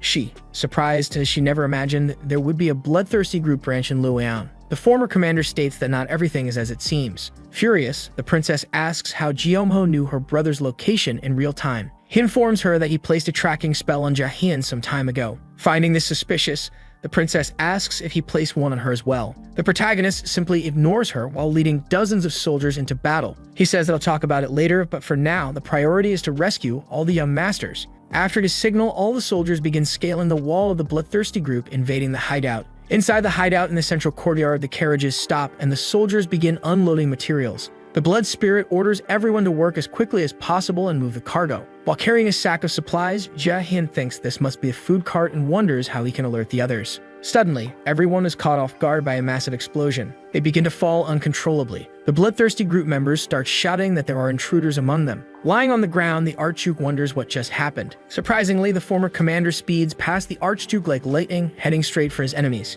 He is shocked by Jeomho's speed and decisive action. In the blink of an eye, a member of the bloodthirsty group is already split in half. As the protagonist surveys his surroundings, a battalion of soldiers leaps into combat against the bloodthirsty group members. He turns to the Archduke, who is still on the ground, and orders him to get up and help. The princess rushes to her brother, asking if he's okay. Surprised, he asks what she is doing there. She says that he'll talk about it later and that they need to buy time until Miss Moyon gathers all the faction troops. A member of the bloodthirsty group tries to attack her from behind, but the princess, extremely irritated, turns around. With a single strike, she severs the man's head from his body. As he draws his sword, the Archduke asks if he should start warming up. The young master Jaegil Hyun asks the others what's happening outside, when suddenly the protagonist opens the door, startling them. He says he's there to save them and that they must go. The former commander cuts the bindings on the young master's hands. The representative of the Jaegil family thanks him for the assistance. They all exit the carriages and grab weapons from the fallen soldiers. The Blood Spirit admits he did not expect their location to be exposed. Annoyed, he says he no longer needs the hostages and that they should just kill everyone. The soldiers agree with the orders and leap into battle. They move toward the representatives of the families to attack them. But Jaegil Hyun blocks the first attack with his sword. As the impact is too strong, he ends up falling to the ground. Jaehyun orders his sister to protect them since they have been poisoned with a mountain poison. Following her brother's order, she charges ahead. Preparing to launch an attack, she defeats all three warriors who went after the young ones. The Archduke is surprised by his sister's strength and wonders when she became so powerful. She looks at her brother and asks if he's not going to fight. That's when Jaehyun snaps back to reality and notices two warriors coming to attack him. He quickly takes an attack stance. He delivers a blow that completely cuts one of his assailants. The other warrior tries to attack him from behind with full force, but Jaehyun dodges. He observes the movement of the man attacking him, countering the strike that cuts him in half. The Archduke is startled when a blade passes close to his face. He manages to defend himself but receives a very strong impact. When he finally stops, he observes who has come to challenge him. Nervously, he wonders what this monstrous pressure he's feeling is. The protagonist looks in the direction of the fight, realizing that it's the same man who interrupted his fight with the white-haired one, an old man with a black cloak and black hair. At that moment, Jeomho shouts for the Archduke to be careful, as this man is a master. Confident, Jaehyun takes a battle stance, saying that it's impossible. The man smiles, asking if he's afraid. It was Yul Gunchuk, the leader of the Black Mask Squad. With a determined look, the Archduke says there's no way he is afraid. A bloody battle continues on the battlefield, with many soldiers from both the Grand Master's castle and the bloodthirsty group dead. The princess notices that no matter how many they kill, more keep appearing as if there's no end. As he cuts down various enemies, the protagonist thinks that the bloodthirsty group truly has far more warriors than expected. This excites him, making him think that now he can test his new abilities as he casts a spell. He unleashes a spell called Motion of Five Similarities, a powerful spell that destroys everything in front of him. The attack travels a long distance, cutting down many of the bloodthirsty group warriors who don't even understand what happened. Shouting with a mix of excitement and rage, the Blood Spirit says that the boy is far too wild for his taste. He launches a long-range attack at him. The former commander manages to dodge, but the spot where he stood explodes completely. He begins to reflect on his last attack and notices that it is a very suitable technique for aggressive burst attacks.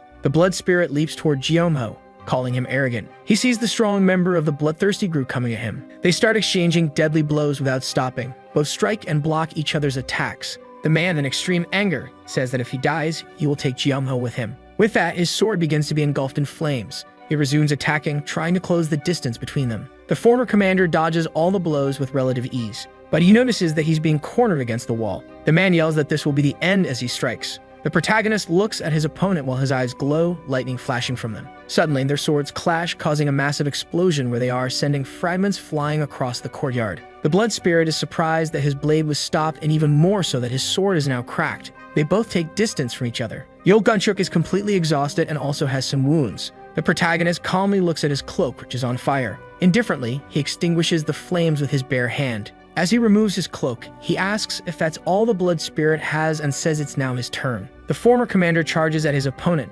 preparing to strike. With just one movement, he unleashes multiple attacks, forcing the Blood Spirit to stay on the defensive. He determinedly continues attacking without stopping for even a moment. Yul Gunchuk, with a mix of nervousness and excitement, just watches his opponent. Suddenly, something comes toward the former commander. It leaves him surprised and confused by what's approaching. He defends himself with great effort, even surprising the Blood Spirit. Jiamo is knocked far away. He uses his legs and sword to brace himself against the ground, spitting a little blood to the side as he looks at his new opponent. It's revealed to be the white-haired man greeting his old friend. The protagonist is surprised, asking if it's really him. The former commander recalls the face of Bai Howol. Looking at him again, his face bears a large scar and he is visibly much older. Surprised and shocked by what he's seeing, Jiamo asks what happened to his face. While invoking a spell, the man says that he used the wall of the water spirit to evolve. As he runs to attack, the man says he is no longer the one the former commander faced. The blood spirit also charges forward. Both attack the protagonist together, who was extremely irritated by this. At the same moment, the Archduke was fighting his opponent while struggling hard to defend against his attacks. Besides Yul Gunchuk, there were still 2 more members of the bloodthirsty group. Jaehyun thinks that if he uses the Thunder and Wind sword, they will definitely discover that he is from the Grand Master's castle, barely dodging the attack from one of his adversaries. He thinks he has no other choice. After all, there are too many enemies. The Archduke begins to summon his Thunder sword, but his sister shouts for him not to use it, which leaves him surprised. She runs fervently to his side, managing to defeat one of her brother's opponents. The leader of the Black Masks calls them bastards as he faces both. She speaks telepathically that if they find out they are from the Grand Master's castle, they will come after them like bees. Jaehyun simply agrees. They charge at Yul Gunchuk, who simply tells them to come at him. In the fight between Jiamo and his 2 opponents, he was defending against both of their strikes. However, Bai Hewol becomes even more irritated, along with his companion, who is frustrated at not even being able to touch him. The former commander starts to get surprised by the fact that, for the first time during this battle, he suffered an injury, concluding that only the sword won't help him win, and that he will need to use some magical tricks to deal with his enemies. Confusing the two, he uses a technique to distance himself, creating multiple clones of himself. They are astonished by such a high-level technique. In front of them, there were at least a dozen Jiamo clones. Jin Yobeng, surprised, says this is madness. The protagonist says that his master's technique is not limited to sword skills. The white-haired man, angry, asks how he dares use such sorcery in front of him. As he prepares to launch an attack, Jiamo says that it is not sorcery, except in the eyes of the man. The clones simultaneously begin launching various attacks in the air. The adversaries are surprised, not knowing what to do. With great difficulty, they begin to defend against the attacks. Even the blood spirit was completely horrified by such a technique. Unexpectedly, a blade cuts the other side of the white-haired man's face. Trying to launch another attack, he says that either way he welcomes the protagonist. He attacks while telling the former commander to die, throwing some daggers in his direction. With this attack, he manages to destroy some of the protagonist's clones. While preparing another attack, he shouts, saying he will wipe them all out. He unleashes wind blasts that resemble blades, managing to hit some of the clones, but many manage to dodge. The real one runs between the explosions, preparing to launch an attack. Looking at his opponent, he asks if it was just for these martial arts that he sold his youth. The former commander then tries to attack him. The white-haired man is surprised by the protagonist's strength. Furiously, he stares at his opponent while striking him, generating a series of attacks that pierce through him. In the blink of an eye, Bai Hewol was completely wounded, blood gushing out. He falls to his knees in front of the former commander. Looking at his rival, Jiamo says it would have been better if the white-haired man had forgotten everything and just lived a normal life. While bleeding from his mouth, he musters his strength to ask who the protagonist really is. Without answering his question, he simply delivers the final blow, causing blood to spray everywhere. He turns his attention to his second rival, the blood spirit, who was facing 2 of his clones. Suddenly, the clones begin to dissolve, surprising his opponent. Jin Yobeng, clearly exhausted, smiles nervously as he looks ahead. In front of him was the former captain, holding Bai Hewol's head as he walked toward him, saying that this is the end. The blood spirit is completely terrified and begins to retreat. He looks at the other members while telling Jiamo to stop. The blood spirit starts screaming desperately, asking his warriors to stop the protagonist. His warriors, filled with fear, are paralyzed, while the former commander looks at them all as if their lives are about to end. The Archduke, looking at the former commander, wonders how he mastered such techniques. Yurin, who is fighting by his side, angrily asks what her brother is looking at. While blocking Yul Gunchuk's attack, her brother runs toward them, trying to deliver an attack. However, the leader of the Black Masks manages to block both of their attacks simultaneously. Suddenly surprising the great warrior, the Archduke appears behind him, managing to strike his shoulder. With the sword still in his shoulder, the warrior turns angrily, trying to attack while the Archduke is still in the air. Still in the air, with great effort, the Archduke manages to dodge his head away from the cut, leaving only a small wound. When attacking the Archduke, he turned his back on the princess, who took the opportunity to grab the sword lodged in his shoulder. She holds it with both hands to make sure she can pull it out. The warrior, understanding what she intends to do, becomes scared and nervous. Yurin shouts as she puts all of her strength into pulling the sword out. She pulls the sword upward, cutting the warrior's shoulder, who screams in pain, and falls to his knees on the ground with his shoulder cut. The princess looks at the warrior as he falls to the ground. Her brother with a small cut on his face says that his sister is truly crazy. Looking at her brother, Yuren reminds him that she told him to never hesitate. As the former commander approaches Jin Yobang, the man feels cornered and asks what the protagonist really is. Jiyomo says the warrior doesn't need to know that, but if he answers all his questions, he might be spared. He feels confused but afraid, not knowing what to do. Suddenly, numerous elders land behind the former commander along with Moyan. She worried asks if Jiyomo is okay. He responds that he is. With this, we can see the state of the battlefield, with many elders surrounding the blood spirit, while Baihoul's body lies on the ground. Jin Yobang laments mentally as he looks around and finds himself surrounded. He looks over the battlefield, seeing all his soldiers dead, including Yul Gunchuk. The warrior also sees the head of the white-haired one lying on the ground. Realizing there is no escape, he asks what questions the protagonist wants to know. Jiyomo asks the blood spirit if behind the elder, there is also a woman with power, which confuses the man. Jin Yobang asks the former commander if he is referring to the woman from the third blood group. The protagonist asks what the name of the man who took her there it is. He calls the elder Talmuk. The former commander says he will not kill the warrior as he leaves. He turns his head and says the spirit must survive on its own now. Suddenly, all the elders point their swords at him, leaving Jin Yobang surprised. The man realizes he has been tricked as he sees the elders pointing their swords at him. Angrily, he calls the protagonist Amundo. As the former commander retreats, we can see the blood spirit fighting the other elders. The princess approaches him, asking if he's okay. He responds again that he is. But Jiyomo looks irritated at a voice laughing. It was Jin Yobang, who says he now understands why he asked Talmuk. With a crazed smile, he says there are no more doubts, declaring that the protagonist is from the Celestial Palace. All the elders, hearing what the warrior says, freeze as they look at him. The princess asks what the Celestial Palace is. The Archduke understands everything that happened and realizes it was probably the former commander who invaded the prison and acquired the martial arts. Confused, Moyan asks if he really was from the Celestial Palace. The former commander regrets not having killed him. Pointing at Jiyomo, he claims that now soldiers from all over Mirim probably want to kill him more than he does. He starts laughing as he celebrates his possible victory. The former commander asserts that Jin Yobang is begging to die, charging at the man determined to kill him. The two begin exchanging blows again. With overwhelming speed and strength, they continue their fight. The warrior from the bloodthirsty group says that, just as he suspected, the protagonist is nothing but a mere small dragon. The former commander says he doesn't like killing these dogs from the bloodthirsty group. The warrior from the bloodthirsty group, smiling, says that from now on, everyone will want to kill him. As he strikes, Jiyomo says that for that, they will need to be certain. The blood spirit is thrown backward by the impact. As he prepares to counterattack, the warrior says he will take the former commander with him to hell. His eyes begin to glow red. Shocked, Jiyomo asks if the man intends to use a mutual destruction pact. The man starts to emit a very strong light as the ground around him begins to crack. Even with such pressure, the protagonist merely looks at him, irritated, also invoking his aura, emitting a powerful light. The auras of both begin to collide, causing destruction and mini tornadoes. Both the Archduke and his sister are shocked by what they are witnessing, just like the Moyang and the elders as well. The maddened man commands the former commander to turn to dust. The protagonist concludes that if the blood spirit uses the mutual destruction pact, everyone will be caught and killed. The warrior launches an attack toward all of them, including Jiyomo. Jiyomo closes his eyes as he concentrates. Furious, Yobang asks what the former commander is doing. The attack was approaching him, destroying everything in its path. Suddenly, smoke appears in his place and he vanishes, reappearing in the air with black eyes. He was heading toward the warrior from the bloodthirsty group.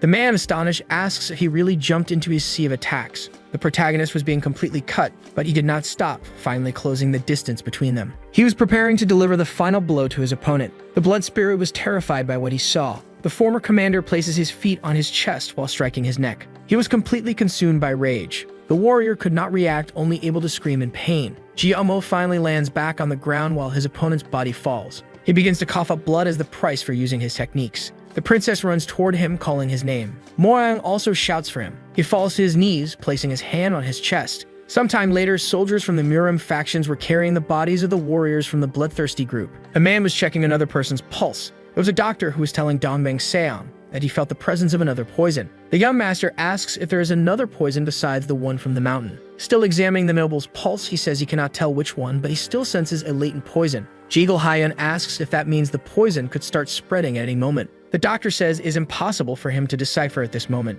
The noble then says that in the end they will still have to fight against it. The member of the Javel family asks what could be the reason for them to have done all this. Moyan raises the possibility that they want to kill all the nobles to take control of the Mirim factions. All the nobles are surprised by this possibility. Elsewhere, the princess is bandaging the protagonist's leg. Suddenly, something catches the princess's attention. It was the elders of the families looking at them with suspicion and disdain. She whispers to the former commander that it might be a good idea to plan how they will get out of this situation. She telepathically asks her brother to help Jiyomo get out of this situation. He nervously looks at them. Along with the Archduke and the princess, the protagonist heads toward Moyang and the group of young masters. He says he is leaving and is there to say goodbye. She asks where Jiyomo is going. He responds by saying he is living like the wind, so he will go wherever he pleases. The young master of the Jeagle family thanks the former commander for saving him. He says it was nothing and that he is leaving now. Unexpectedly, Huangbo Zhongwu blocks his path. The warrior asks if the protagonist thinks they would let someone from the Celestial Palace leave so easily. The former commander merely looks irritated at the young master. Jeagle Haiyan, outraged, says that Jiyomo saved them and that they should be grateful for that. All the other young masters, including Huangbo, are left speechless. With that, the protagonist simply passes by the man. Some of the young masters watch him pass by, unsure of what to do. He starts to walk away, along with the Archduke and the princess. Now in the city of Luoyang, inside an establishment, there were several dishes on the table. Seated at the table, the Archduke asks if the former commander was really him. He asks if it doesn't seem so. With a smile, the Archduke says he looks very different from the person who stole his identity that day. Jiyomo is then surprised to find out that Jaehyun knew. The princess asks what that means and whether he really stole her brother's identity. The protagonist says that if he tells the story, the Duke would have to kill him right there.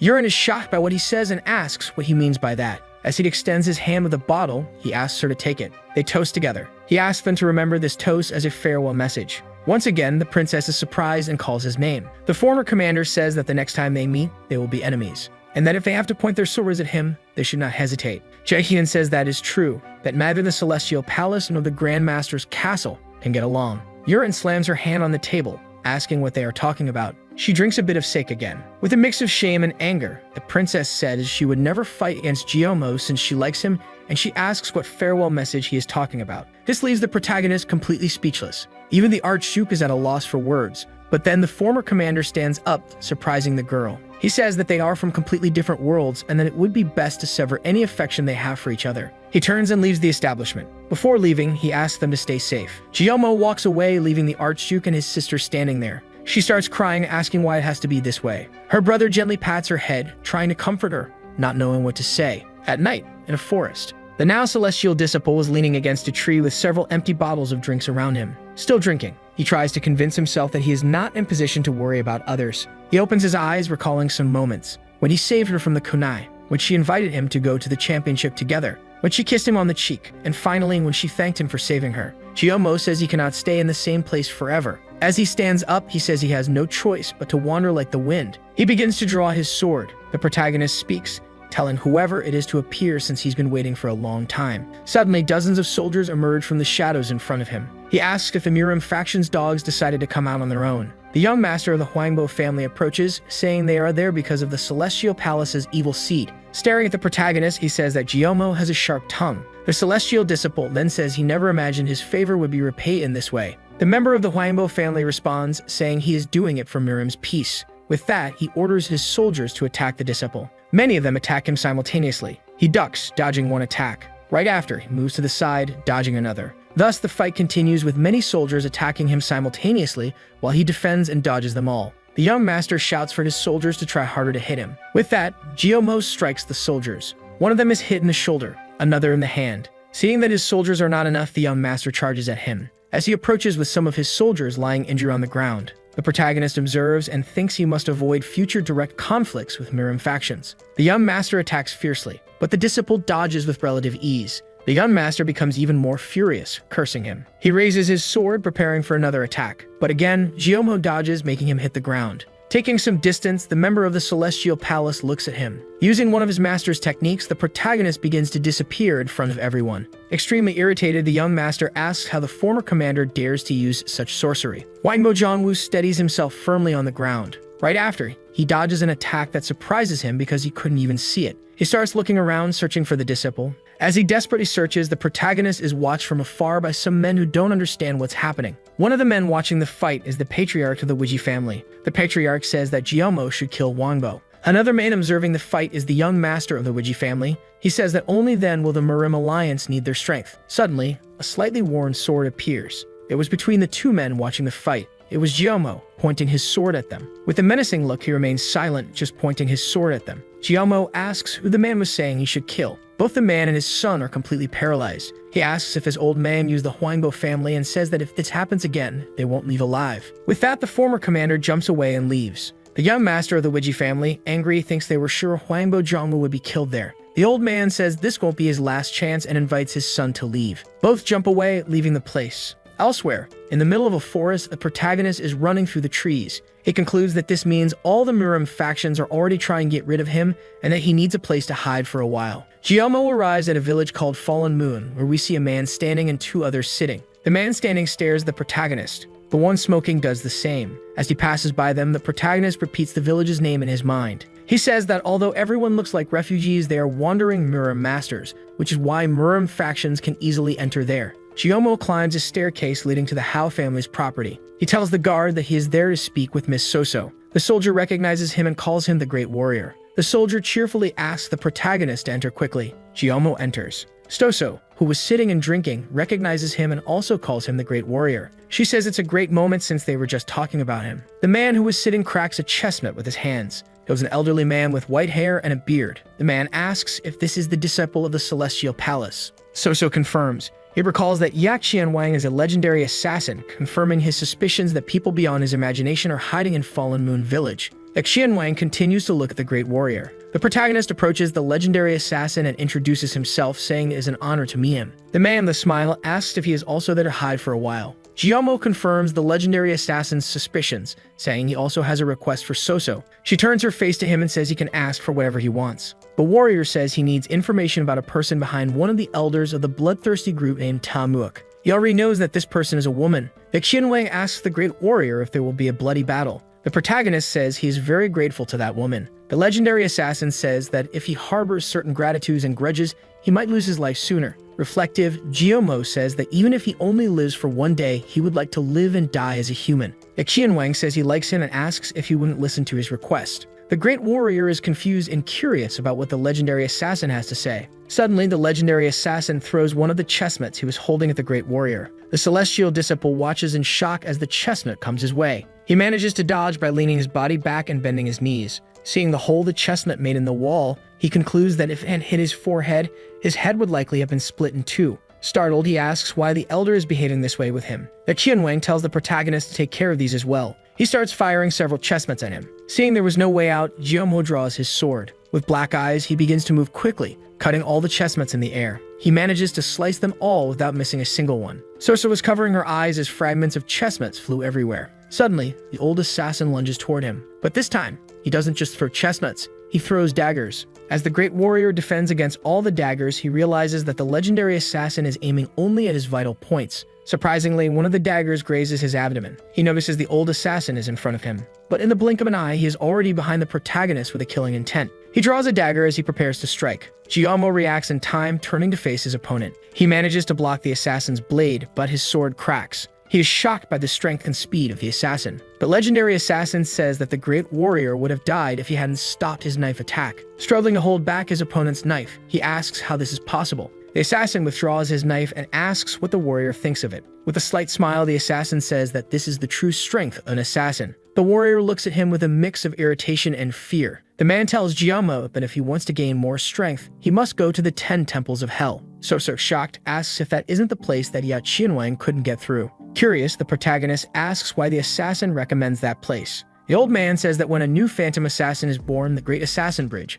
which is currently broken, is reconnected. Looking at the Great Warrior, he says it is also not a bad offer for him. Jiaomo thinks that he really needs a place to practice his master's techniques. He says it's fine, and he will go train. The legendary assassin laughs as he says that tomorrow he will provide a guide for him. At the headquarters of the bloodthirsty group, many people are gathered around someone seated on a kind of throne. The vice commander of the Black Mask Squad says that the Murim factions managed to annihilate the Blood Spirit and Yul Gunshuk along with his entire troop. The supreme leader of the bloodthirsty group asks if they hadn't claimed to have a perfect plan. The first elder says that they reported the presence of a disciple from the Celestial Palace. The third elder says that, regardless, they succeeded as they contaminated all the promising youths of Murim with the soul-corroding poison. Confused, the first elder asks what poison that would be. Taemoak says is a latent poison that causes convulsions after a month. The Supreme Leader says they will proceed with the plan to awaken Marion. The second elder says that if Marion awakens, they will have to mobilize all the troops of the bloodthirsty group. Everyone present begins to say it's too early for that, and that they shouldn't proceed. However, Gu Yangxiu's right eye shines with a red light that pierces through the room. At that moment, a black aura begins to emanate from him. Everyone kneels before the Supreme Leader, overwhelmed with pain. As they kneel in pain and cough up blood, they say that this is the power of the demonic aura. With the upper part of his torso completely black, he declares that he is the Supreme Leader, and that if he orders something, they must do it without question. The second elder says he understands while struggling with the pressure. He suppresses his aura once again. Everyone looks at the Supreme Leader sitting on his throne while they continue to writhe in pain on the ground. Elsewhere, a carriage is racing down a road. Inside this carriage is the protagonist, who confesses that he has been traveling for over 10 days and 10 nights without rest. The man guiding the carriage suddenly stops. Noticing this, the warrior wonders if they have arrived. The man opens the carriage door, informing him that from here on they need to go on foot. They start walking between large canyons. Giyomo says he knows it's called the 10 Temples of Hell, but even being outside, it already looks like hell. They continue walking between the canyons. Suddenly, something surprises the celestial disciple. It is a large gate, so large that they look like ants next to it. The old man shouts, saying that a challenger has arrived.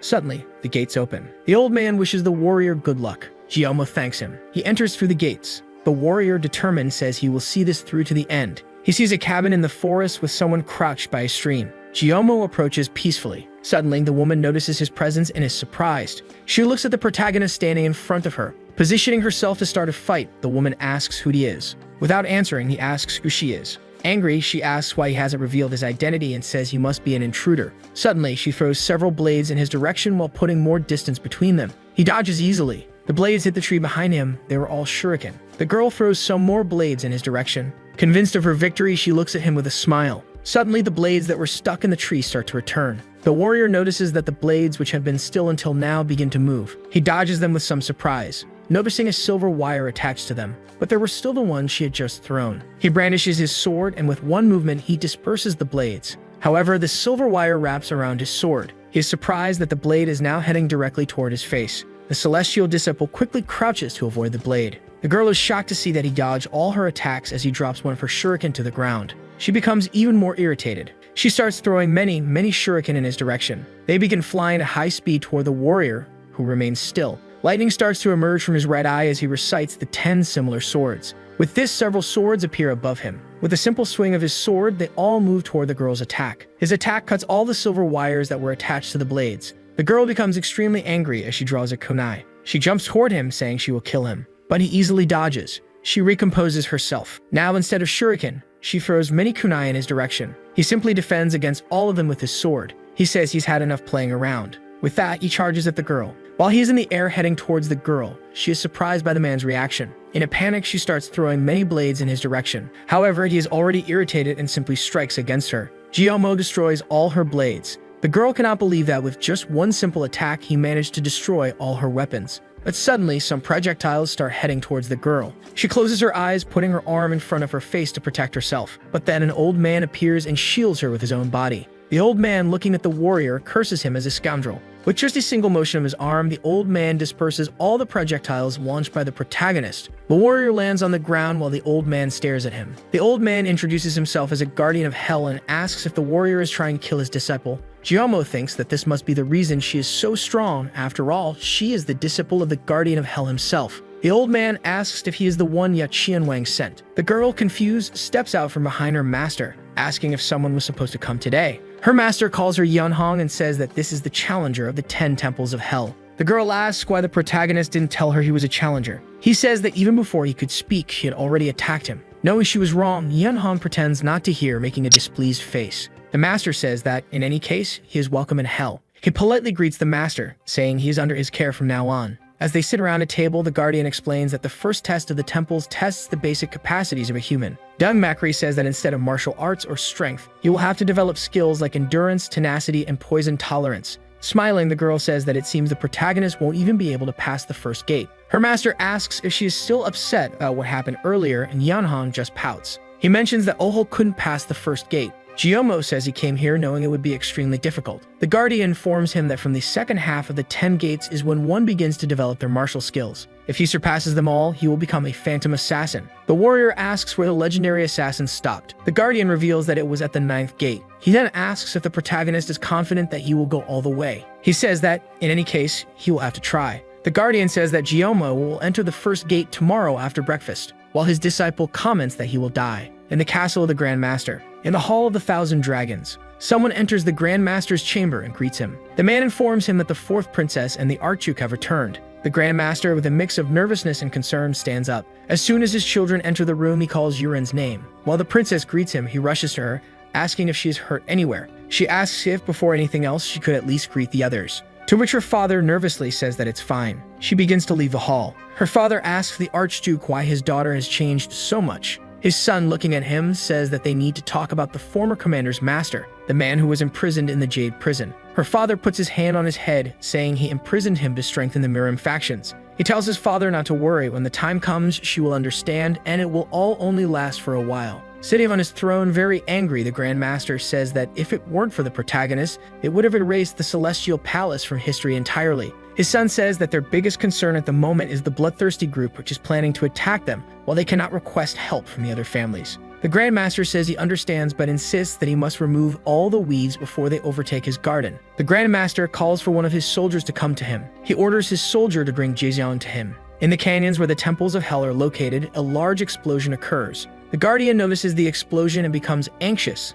not knowing what happened. Both he and his disciple run toward the sound, while Giyomo remains confused by the reaction. He wonders what is happening there. Suddenly, we can see hundreds of members of the bloodthirsty group running through the canyons. Looking down from above, the Guardian asks what that is. He shouts, ordering to bring out the great beasts. Suddenly, a weapon resembling a cannon appears. From various directions, more emerge. It's when they start firing large arrows toward the members of the bloodthirsty group. Everyone is surprised by such a sudden attack. This attack manages to kill many of them. The Guardian asks how they dare attack the 10 temples of hell. Noticing the Guardian's presence, they prepare for battle. Suddenly, he shouts to the winds, commanding everyone to come out and defend the 10 temples of hell. With that, dozens of soldiers appear. The gate explodes in front of all of them. Angry, he asks if they are trying to destroy the entrance. The protagonist lands behind the Guardian. He asks what is happening there. The Guardian looks at the warrior with irritation and says that he wishes he knew the answer. The Master says that this is the largest attack on the temple in recent times and asks who these people are. The warrior tells the Guardian that if it isn't the bloodthirsty group or the Grand Master's castle, then it must be the Mirim factions. The girl, angry, asks what he did to make all of Mirim his enemy. The Guardian, closing his eyes in frustration, says that when he was informed that the Celestial Palace disciple was the challenger, he should have expected something like this. Suddenly, an explosion occurs below them. The Guardian orders everyone to enter the Iron Blood Cave. His disciple says she will not hide and will fight by his side. The Master is surprised by her words. She asks if she hasn't been training to face dangers like this. Suddenly, fragments begin to fly in all directions. Debris falls. The members of the bloodthirsty group are in position. Suddenly, someone orders them to attack. Everyone begins to charge into battle. The old Guardian orders everyone to attack. All the soldiers leap towards the members of the bloodthirsty group. They shout as they advance. Giyomo observes that the bloodthirsty group sent many people just to capture him. On one of the hills, there was a man sitting alongside many soldiers as they watched the battle. He was wearing the uniform of the Great Master's castle. This was the 3rd prince of the Great Master's castle. He said that apparently other people had arrived earlier than them. Next to him was the commander of the Sunshine Troops, who said that apparently they were the lackeys of the bloodthirsty group. She asks what they will do if the bloodthirsty group captures the ex-commander first. The prince says that in any case they can kill everyone there. Commander Hugh Yerim simply says they will observe until the situation becomes clear. The battle on the battlefield was very fierce, with members of the bloodthirsty group and the protectors of the infernal temples brutally attacking each other. Suddenly, the Guardian also joins the battle, throwing many blades at the soldiers. His disciple, not very different, attacks several soldiers with his sharp blades. The celestial disciple also decides to join the battle, preparing to strike. He delivers a powerful blow with his sword. At that moment, several members of the bloodthirsty group are cut along with their swords. However, right behind him, there were already 2 more soldiers trying to attack him. He manages to react in time, turning to face his enemies. The ex-commander strikes his opponent, throwing him far away. Irritated, he stares at one of his enemies. Some soldiers were afraid to advance against him. However, a very large shadow behind them starts moving in his direction. The man casting the shadow places his hand on one of the soldiers' heads. He squeezes the man's head, killing him while cursing the soldiers. This was the cavalry master Yahello, who orders his soldiers to use stealth. With this, the members of the bloodthirsty group begin to disappear into the air. They confront their enemies while using their abilities. The guardian, extremely irritated, asks how they dare to use that. He charges at his enemies while launching various blades at them. Even though the attacks hit his enemies, it was as if their bodies were intangible. The guardian's disciple, surprised, asks how this is possible. The warrior moves in to attack, ordering them to back off. Frightened, they look at the man who is coming to attack their adversaries. Yahello passes by them, creating waves around him due to his speed, while both jump upwards to avoid being hit. He prepares his attack, motion of the 100 similarities. Transferring his attack, many blades are summoned before him. They strike his enemies, but since they are intangible, they take no damage. The protagonist is surprised by the fact that none of them were hit by his attack. With a determined look, he wonders if this is not enough. With that, he prepares for a new attack while lightning emanates from his arm. As he prepares to strike, it's possible to see many bolts of lightning coming from his body with enormous pressure. He says he will use the phantom energy explosion technique. Someone orders the members of the bloodthirsty group to attack him, and they rush at their enemy. However, Yahello also charges at them. He jumps while preparing to deliver a downward strike, leaving all his opponents surprised. When the celestial disciple finally attacks them, they are all sent flying as a great explosion occurs. Unlike the previous attacks, this one causes all the members of the bloodthirsty group who were hit to suffer damage and scream in pain. As he recovers from the strike he delivered, all the members who suffered the attack are lying on the ground, dead. Suddenly, someone strikes a spear on the ground, drawing the attention of the great warrior. It was the cavalry leader who praises his skill. The proud man says that the celestial disciple has skills similar to those he had 10 years ago. Looking at Murian, the protagonist thinks that surely this guy is strong. The man, pointing his spear at the celestial disciple, asks him to grant him a fight. The great warrior charges at his enemy, saying he will do as he asks. Yahello delivers an attack against his opponent. The cavalry master, predicting his move, attacks as well. When the ex-commander's sword collides with his spear, the spear becomes intangible. At that moment, the great warrior wonders if this was an illusion. Suddenly, he realizes that the cavalry master managed to wound him superficially. He leaps back, trying to gain distance from his enemy. Gaining distance, he lands on the ground with his clothes torn. The man looks at him and says that now it's his turn. Murian charges at Yahello. The man throws several blades with ropes attached. The blades move towards the protagonist in great numbers. He is extremely surprised by what he is seeing. The disciple uses his technique to summon several swords as well. He rushes towards his enemy while his swords go ahead, stopping his blades. The ex-commander manages to destroy all of Murian's blades except one that slips through. Swinging his sword, he manages to destroy the remaining one. The man mentally notes that they have lost all their swordsmen. The great warrior continues charging towards his enemy as fast as possible. The cavalry master tries to strike him, and the celestial disciple reciprocates with his own attack. When their blades collide, a large shockwave can be seen around them. Murian was confident in his victory, smiling maniacally. Yahello notices that his opponent is extremely strong as his sword gets damaged. The cavalry master shouts, exerting force. He manages to execute a powerful attack, throwing his opponent far away. Taking advantage of his enemy still being in the air, he tries to strike multiple times. However, with great difficulty, the protagonist manages to block his strikes. Suddenly, his enemy's blade comes towards his face at high speed.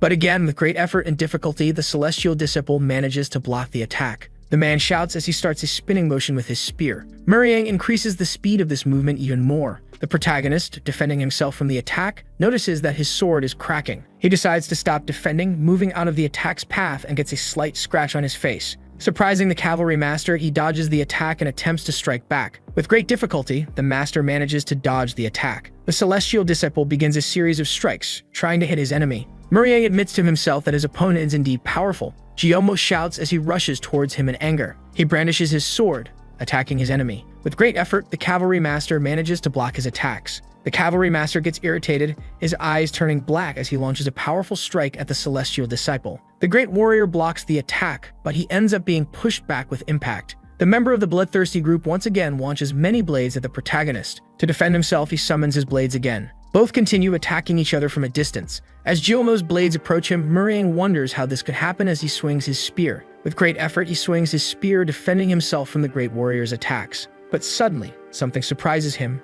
A blade was about to strike him in the abdomen. With a mix of irritation and nervousness, he manages to block the blade. He looks at his opponent, who is staring at him from a distance. The man asks if these are the martial arts of the Celestial Palace. While removing his torn cloak, Yahello says that, as he mentioned, these are martial arts, but he has not yet mastered them 100%. The master of the bloodthirsty group says there's no reason to let him live any longer. With that, he starts summoning an attack, causing destruction around him. A celestial disciple positions himself to receive the attack. His opponent launches the attack, telling him to die. His enemy's attack is like a large, cutting spiral. As he prepares to receive the attack, the great warrior starts laughing. He looks determinedly at his opponent's attack, confessing that he must increase his power. He begins summoning the great light, causing destruction. The giant attack of his enemy approaches, and Guillermo forms some kind of protection with the light. Suddenly, from the large sphere of light, blades begin to emerge. With the movement of his hand, these blades head towards his enemy's attack. The blades penetrate the spiral. A powerful explosion can be seen. The Guardian and his disciple look in shock at such power.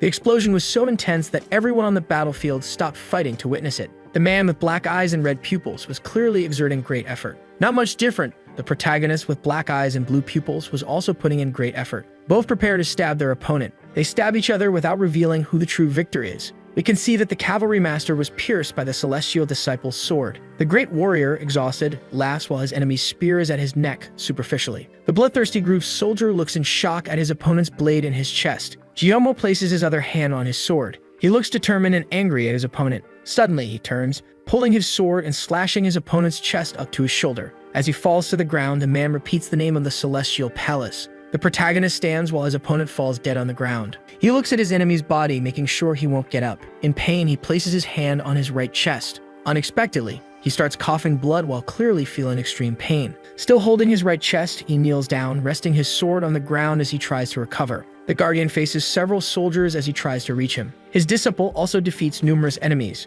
She looks at Guillermo, calling out to him. Her master yells for her to help him instead of shouting his name. The members of the bloodthirsty group say that the celestial disciple has finally fallen to the ground and that they should capture him as quickly as possible. Yunhong rushes forward, shouting that the ex-commander cannot die like this. She throws two of her blades, trying to stop some members of the bloodthirsty group who were advancing on the celestial disciple. She manages to hit them, leaving the protagonist surprised. Extremely tired and wounded, he looks up at one of the cliffs. Above him were Jaesong and Yerim. Looking down, the prince says it's time for them to reveal themselves and orders his soldiers to kill everyone. The prince wears a somber expression as hundreds of soldiers leap from behind him. Soldiers shout as they head towards the battlefield. Both the temple soldiers and the bloodthirsty group members look at the crowd, stunned. Even the guardian of the temples stares at the shocking scene. Suddenly, the members of the Great Master's castle begin to indiscriminately kill everyone on the battlefield. The girl, shocked, asks who it is this time as she helps Guillermo up. Seeing all those soldiers, he wonders if they are from the Great Master's castle. One of the Great Master's castle members shouts that they have spotted the ex-commander and that they must kill the traitor. Looking at them angrily, he thinks that even though he was eating from the same pot with them, not long ago, this is how it ends. Soldiers leap to attack him, but Yunhong stops them. She throws several of her blades towards the enemies. The Guardian's disciple manages to hit them all, causing them to fall to the ground. The third prince orders his soldiers to keep advancing. Even the soldiers hit by the girl start to get up, preparing for another attack. The girl notices that there are too many soldiers to fight. She is surprised to see that the celestial disciple is getting up. Despite being injured and exhausted, he tells her to move away again. Guillermo stands face to face with a horde of soldiers. Once again, with lightning coming from his right eye, he uses his motion of the 100 similarities attack. With this, he summons his blades. The soldiers ignore it, still trying to strike him, but he shouts in rage while swinging his arm. With that, all the blades rush towards the soldiers. In the blink of an eye, many of his enemies are cut down. His comrades see the bodies of the other castle members falling. All of them look in shock at the great warrior, who in turn charges at the enemies. All the soldiers in fear look up at where the celestial disciple is coming from. He brandishes his sword, delivering a series of attacks. Many screams can be heard as blood spreads across the battlefield. The protagonist manages to cut down all the soldiers in front of him. He pants heavily as he looks ahead. In front of him were many more soldiers staring at him. They glare at him as someone approaches among them. It was the prince, who mentally confesses that Guillermo is indeed strong and that he must kill him right there, ordering his subordinates to pressure him a bit more. The great warrior, exhausted and injured, looks at Jaesong. The celestial disciple thinks to himself that his vision is getting blurry, but his thoughts are interrupted when yet another crowd of soldiers rushes towards him. He positions himself to try and attack all the soldiers at once, but the guardian steps in front of him, leaving him surprised. The guardian remains still, even as all the soldiers charge at him. Suddenly, the guardian assumes a fighting stance, generating waves around him. Even the great warrior is surprised by such a turn of events. The guardian then begins shouting, demonstrating his strength. With his bare hands, he starts delivering a series of blows. All the soldiers hit by this attack had their bodies pierced. Except for the soldiers who did not charge against them, all of their bodies were torn apart. The soldiers begin to fall with their bodies pierced thanks to the guardian's attack. The guardian turns to the protagonist and asks if he is okay. The guardian asks Guillermo to take his disciple to the Iron Blood Cave and seal the entrance. Confused, the celestial disciple asks what the guardian will do. He firmly says that he must do as ordered or else he will die right there. At that moment, dozens of soldiers from the Great Master's castle begin moving in their direction. The Guardian takes out a small bundle from his hand. He throws it on the ground, creating a large cloud of smoke. Surprised, the soldiers start shouting that it's a smoke bomb. The Guardian tells the Celestial Disciple to take this opportunity. Macri tells the Great Warrior to become the Phantom Assassin and avenge him. The ex-commander feels irritated and powerless as he looks at the Guardian. Understanding that there was no other way, he decided to do as instructed. While the girl was fighting some soldiers from the Great Master's castle, the Celestial Disciple quickly approaches. He grabs her and runs while she remains surprised and confused. As he carries her, running desperately, Yunhong asks what he thinks he's doing. He informs her that it's the master's order and that she must guide him to the Iron Blood Cave. She stretches her arm, calling for her master. One of the soldiers notices that Jiyomo and the girl are escaping and orders everyone to chase them. However, Macri intercepts them, surprising the soldiers. One of the soldiers tries to strike the Guardian. He blocks the soldier's attack with a kunai. The Guardian sees the ex-commander and his disciple running. As she is being carried, she cries, calling for her master. Even though he is clearly irritated and uncomfortable with the situation, the Great Warrior keeps running. At the Great Master's castle at the outer gates, an army could be seen standing still. On top of the outer walls, 3 imposing figures could be seen. They were the Great Master, along with the Archduke and the 4th Princess. Many soldiers from the bloodthirsty group stood in front of the castle. It was also possible to see many soldiers from the Verdant Forest faction. The Great Master observes from above, saying that the bloodthirsty group even brought the Verdant Forest faction with them. The Archduke informs that as soon as the Moyon family finds the antidote for the latent poison, the Miran factions will come to help. Yurin, clearly irritated, looks at her brother and says they cannot just wait. The Great Master agrees that the 4th Princess is right and that they must start immediately. Suddenly, members of the bloodthirsty group begin beating drums. They start shouting, demonstrating their strength. With that, the army of the bloodthirsty group and the Verdant Forest faction begin advancing towards the castle. The Great Master shouts, ordering everyone to protect the castle, saying they cannot lose to the bloodthirsty group. He commands his soldiers to advance with hundreds of them, leaping into the battle. The 4th Princess takes the lead in the battle, going along with her soldiers. She prepares to unleash a powerful strike. With determination and strength, she swings her sword forward. With that single strike, she manages to cut off the heads of 2 enemies. Yurin lands among her enemies, surprising everyone. She shouts as she positions herself to deliver another strike. Spinning her sword, she manages to hit many enemies at once. The Archduke watches his sister fighting fiercely. He thinks that all of this is that man's fault. Snapping back to reality, he notices that many soldiers are coming to attack him. Jaehyun shouts as he prepares to fight back. Clearly irritated, he swings his sword at his enemies. He manages to cut down one of them. Determined, he continues advancing, shouting as he goes. His sister, similar to him, determined and angry, also shouts as she advances. Returning to the battle in the canyons where the infernal temples are located, the protagonist and the girl fall to the ground. The girl cries as she mourns for her master. Jiyomo, frustrated, tells her that they will die if she doesn't pull herself together and asks where the cave is. The girl says the cave is beyond that rock. She points to a large rock just above them. The Celestial Disciple suddenly gets startled by something and is surprised. A kind of blade heads in their direction. The ex-commander desperately yells for the girl to duck. He pushes the master's disciple, making her fall to the ground. The thrown blade suddenly begins to return. It flies back into the hand of someone who grabs it effortlessly. The protagonist and the master's disciple look up in fear, seeing 2 figures. Suddenly, those 2 figures vanish. They land in front of them. It is the prince and the commander. The prince, confident, asks if that's all the protagonist has to show him. Jiyomo looks at him, cursing. The Celestial Disciple asks the girl telepathically how they will get into the cave. The girl says there is a lever next to the entrance. He notes that the distance to the rock is 3 meters. Looking again at his opponents, he concludes that they will have only one chance. The ex-commander speaks telepathically to the master's disciple, telling her to enter the cave while he distracts the 2 of them. He says that once she gets inside, she must blow up the entrance. She asks what he will do being so injured.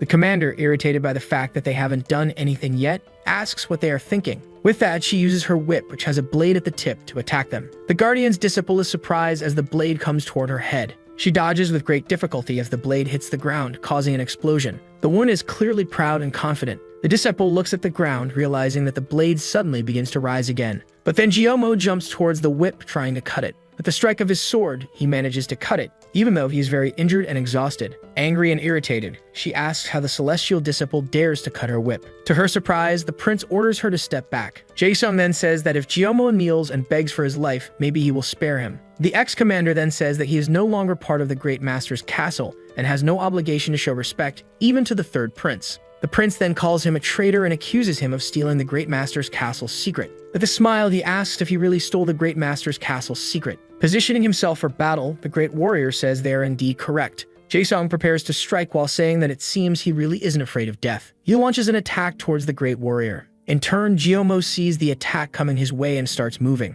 With great difficulty due to his injuries and exhaustion, he manages to block the prince's attack. As his sword cracks even more, he is clearly exhausted and severely injured. Even though he blocks the attack, the force of the impact begins pushing him back. Jiyomo starts bouncing on the ground, unable to steady himself. The prince takes advantage of his opponent's opening to attack again. As he approaches the ex-commander, he says that it seems the Celestial Palace is nothing special. Irritated and arrogant, he strikes his opponent again. Jiyomo blocks the attack once more, but is thrown back again. This time he lands on the ground, kneeling. Without giving the disciple a chance to recover, the prince charges again. He begins to channel wind into his blade. Jae-sung starts preparing his attack called Wind and Rain, Sword and Thunder. It's clear that this is a powerful attack, but Jiyomo also begins to prepare himself, once again summoning that light. He shouts, trying to gather strength to withstand the attack. His opponent also shouts to show his determination and rage. Suddenly, a new massive explosion can be heard and seen. Even Yerim, who is with the prince, raises her cloak in front of her face to shield herself from the shrapnel flying across the battlefield. When the smoke clears, we can see the great warrior kneeling on the ground with his sword severely worn. Unexpectedly, he starts coughing up a lot of blood. Standing before him is Jae-sung, who says it is indeed impressive that he managed to block his sword, but that this was the last time. Proudly looking at the ex-commander, he asks if he should really kill a traitor so easily. With that, he delivers several superficial cuts to the celestial disciple's body. The protagonist cries out in pain as he is attacked. Even as he suffers numerous attacks, he thinks that this is his last chance, and that he must endure a little longer. While laughing, the prince says that, in any case, the ex-commander will die from blood loss. At this moment, the master's disciple shouts Jiyomo's name. As lightning emanates from his body, he starts laughing while looking at Jae-sung. He summons his blades while striking with his sword. The prince steps back, asking what he is doing. The proud man begins defending against Jiyomo's attacks. Irritated and nervous, the prince wonders how he still has the strength to launch such an attack. With that, the ex-commander leaps, attempting to escape, while Jae-sung, surprised, tries to stop him. The commander asks how he dares to try to escape as she attempts to strike him. He is startled by the approaching whip. The celestial disciple manages to repel the whip with his sword.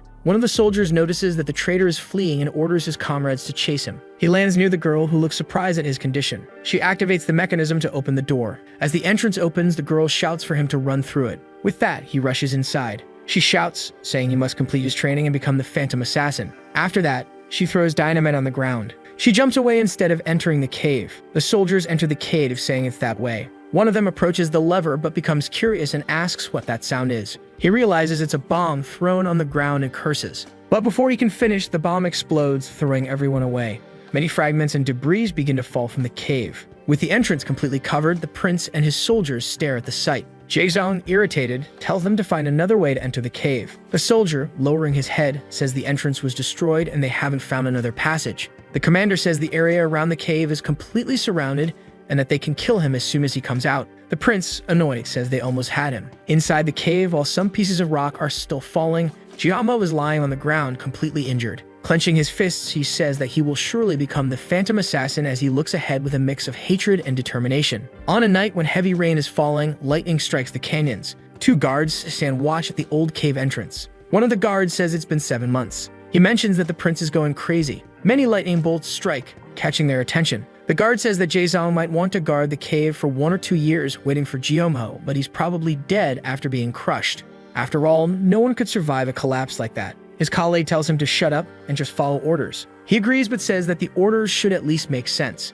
His colleague recalls the battle fought against the ex-commander and the great explosion that destroyed the cave entrance. The man then says it wouldn't be impossible for Jiyomo to have survived. Suddenly, electricity starts emanating from the debris. 2 lightning bolts strike extremely close to the soldiers, frightening them. One of them says the weather is turbulent, as if something is drawing the lightning there. The electricity emanating from the debris grows even stronger. Unexpectedly, a massive lightning bolt strikes the old entrance. The guard shouts, saying the lightning will hit them. The lightning causes a great explosion, throwing both of them away. They are dragged by the impact along the fragments of rock. From the pile of stones, while fragments still fall from the explosion, electricity can be seen emanating. One of them looks in that direction, still trying to understand what happened. Surprised, he asks what that is. Now it becomes clear that it is Jiyomo, appearing as just the figure of a man surrounded by electricity. He starts walking towards the soldiers. As a large bolt of lightning strikes behind him, the man looks at the guards. The fallen soldier begins to shout, asking if that is Jiyomo. The severely injured guard tries to activate an emergency whistle, but without even changing his expression, the ex-commander looks at him. Suddenly, the soldier's hand begins to receive a strong shock, burning it. As the soldier writhes on the ground, the celestial disciple has his hand wrapped in electricity.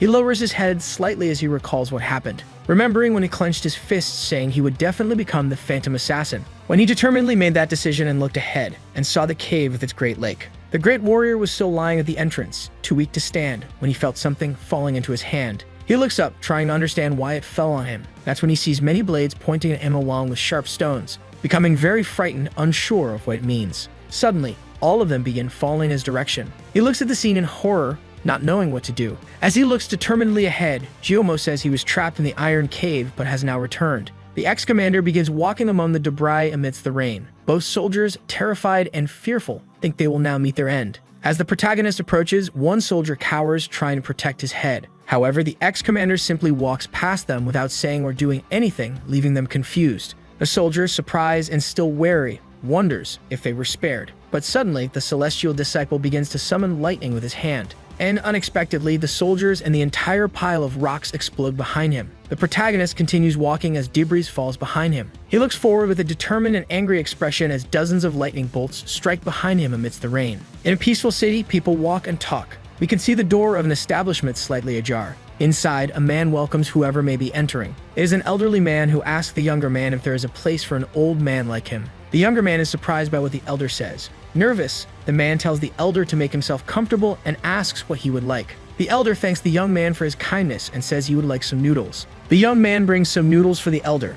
The attendant says the dumplings are on the house and invites him to eat as much as he likes with a smile. The elder asks how he could eat something for free. The elder watches the young man as he walks away and asks if his back doesn't hurt. The man, startled, asks how the elder knows about such things. The young man admits to the elder that his back feels like it's going to break and that his diarrhea won't go away. The elder asks if he also struggles to digest simple foods like porridge, explaining that it's because the cold has infiltrated his organs. The man, placing his hand on his head, says his biggest fear is that he won't be able to find a job because of it. The man kneels on the floor, saying he would give every penny if the elder would help him.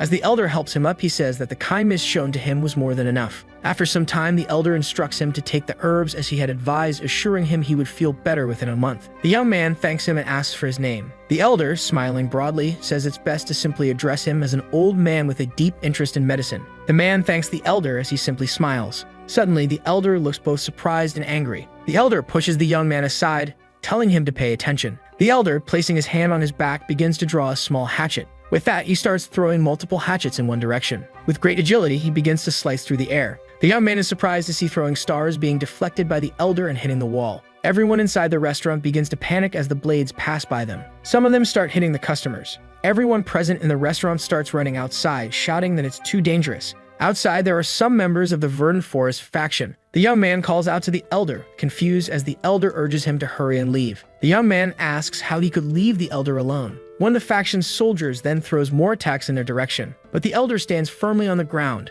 While defending against his enemy's daggers, the elder tells the young man to go, otherwise he will only be a hindrance. The young man says he will run to the authorities. The soldier says they have finally found him and asks if the elder is Shinsu Seongri and if he is trying to help the young masters with the poison. As they advance towards the elder, they say they cannot let him leave alive. The elder prepares to strike back at them. After swinging his hatchet, the elder manages to unleash a powerful attack in their direction. One of the soldiers struck by the elder's attack is completely pierced. As another soldier dodges his fallen comrade's body, he says that, as expected, the elder is not someone to be underestimated. As Seongri prepares to launch another attack, one of the members also tries to strike him. The elder shouts as he swings his hatchet. He manages to kill all his attackers with a single blow. After his devastating strike, all his enemies fall to the ground dead. However, something catches his attention and he quickly turns around. Looking at the door, he realizes that the Verdant Tree faction didn't just send soldiers, they sent dozens of them. The man leaning against the door says he truly lives up to his name. Seongwi recognizes the man as the demonic Bloodwind swordsman of the Verdant Tree and wonders if he really came personally. The elder says he must escape at all costs to heal the promising Muram youths and thwart the bloodthirsty group's plans.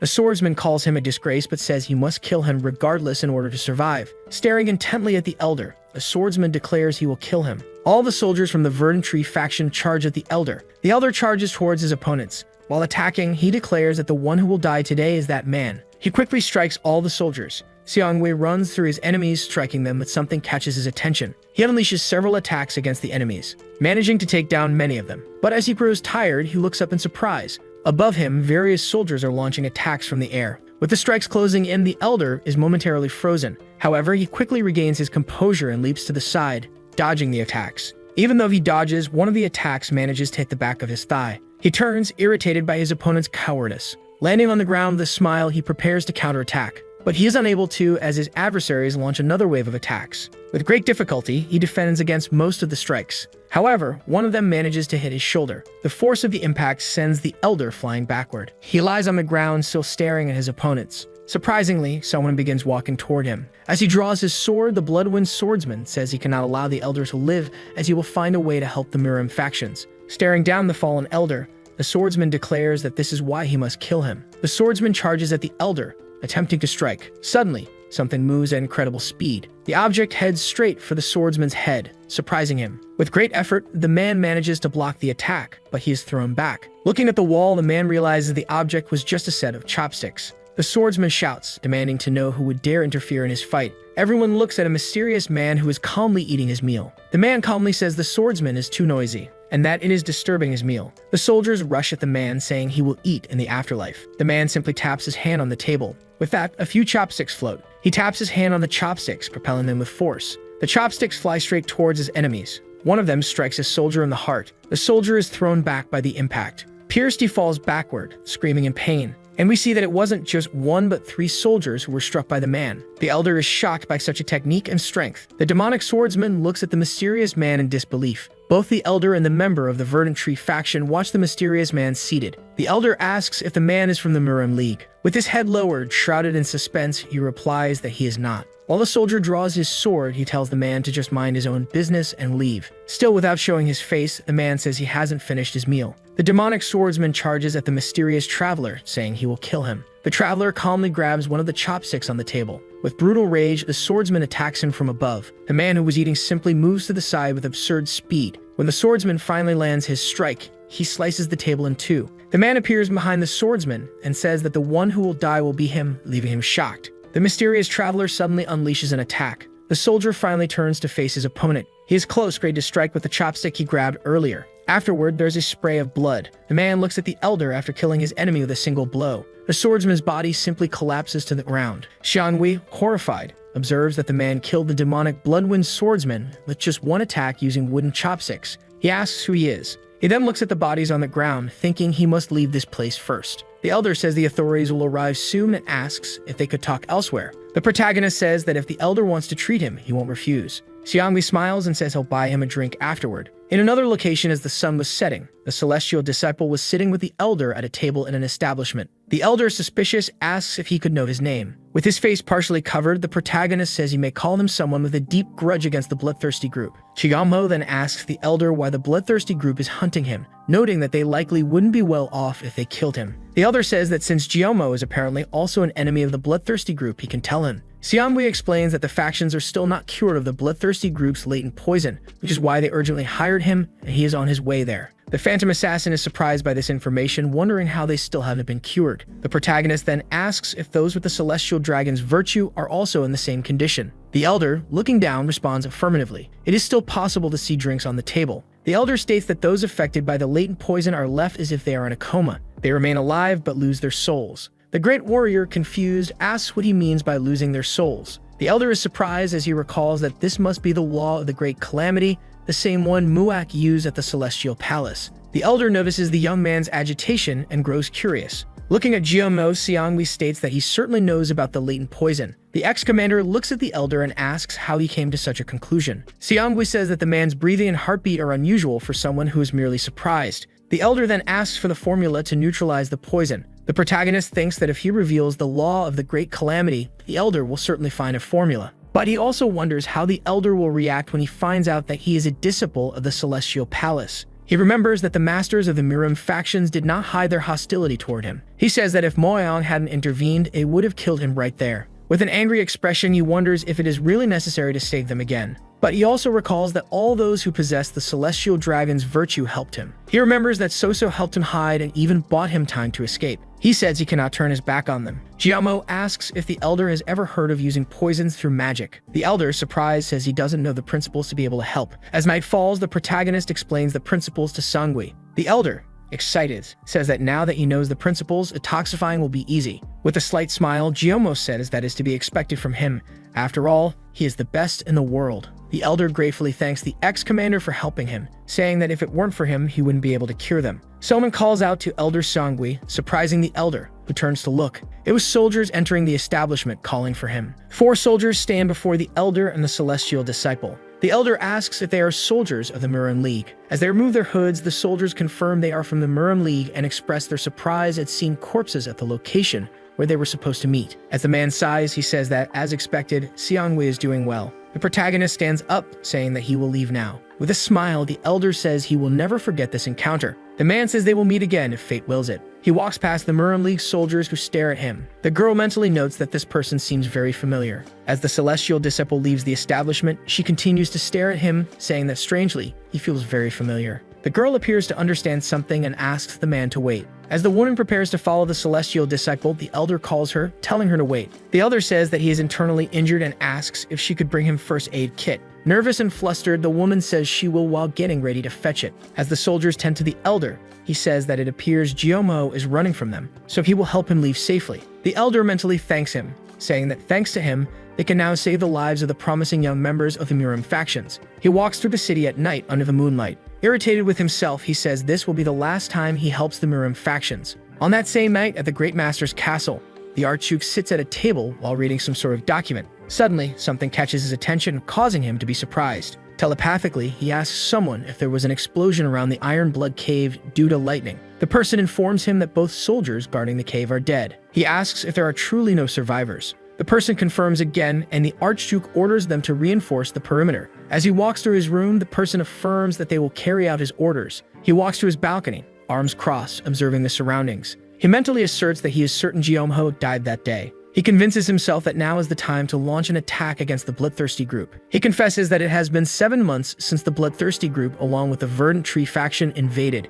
and even though they managed to halt the attack, their energy reserves were reduced by 30%. Someone is training with their sword, holding it firmly. It is the 4th princess training during the night. With speed and precision, she slices hundreds of leaves from trees. Suddenly, she firmly plants her foot on the ground, creating a hole. With the impact force of her foot, she lifts many stone fragments. Irritated, she prepares to unleash a series of strikes. With her combo of attacks, she manages to cut all the fragments while fiercely brandishing her sword. The stone fragments are perfectly split in half. As a cloud of dust disperses around her, with fragments falling everywhere, she remains in the same spot, untouched. She speaks the name of the Bloodthirsty group as the wind blows across her face. As she leaves the training field, she declares that she will not stand still. Meanwhile, in the Fallen Moon village, on a table were some bowls of food. Sitting at the table were Jiomho and Soso. The ex-commander mentions that he wondered how the Bloodthirsty group and the Great Master's castle managed to attack the Iron Blood Cave. Soso states that the Hao family mobilized their information network to track down those who leaked their location, and after that, the legendary assassin killed them all. Surprised, he repeats the name of the great assassin. Soso says the old assassin was injured and returned to his hometown to recover. Lowering his head, Jiomho expresses his wish to thank him. She smiles and says she will relay his message to the elder. The ex-commander asks about the current state of the conflict between the Bloodthirsty group and the Great Master's castle, saying he heard rumors that the castle is struggling to hold on. She informs him that the Bloodthirsty group has deployed its best troops, making it difficult to handle them. He asks if it's true that the castle is on the verge of collapse. She replies that the men who died were just common warriors, that although some of the generals and elders have perished, most of the generals are still alive and well. While picking up one of the bowls, she says they cannot expect the Great Master's castle to simply crumble easily. Jiomho says that it seems the war will continue for a long time. She remarks that, on the contrary, the Bloodthirsty group might collapse first. Feeling irritated, he thinks that at this point it's impossible to predict who will win or lose. At that moment, someone opens the door, calling the ex-commander's name, surprising him. It is Xunwan, along with the old guardian Macri, who mentioned that it seems he really came back alive. The guardian, surprised, asks if he truly managed to pass through the 10 temples of hell. He apathetically responds that he did while looking at both of them. The phantom assassin reflects, stating that he obviously fought hard. He recalls when he was entering the cave, still heavily injured and exhausted from the last battle. He sees a wooden door that catches his attention. He opens it,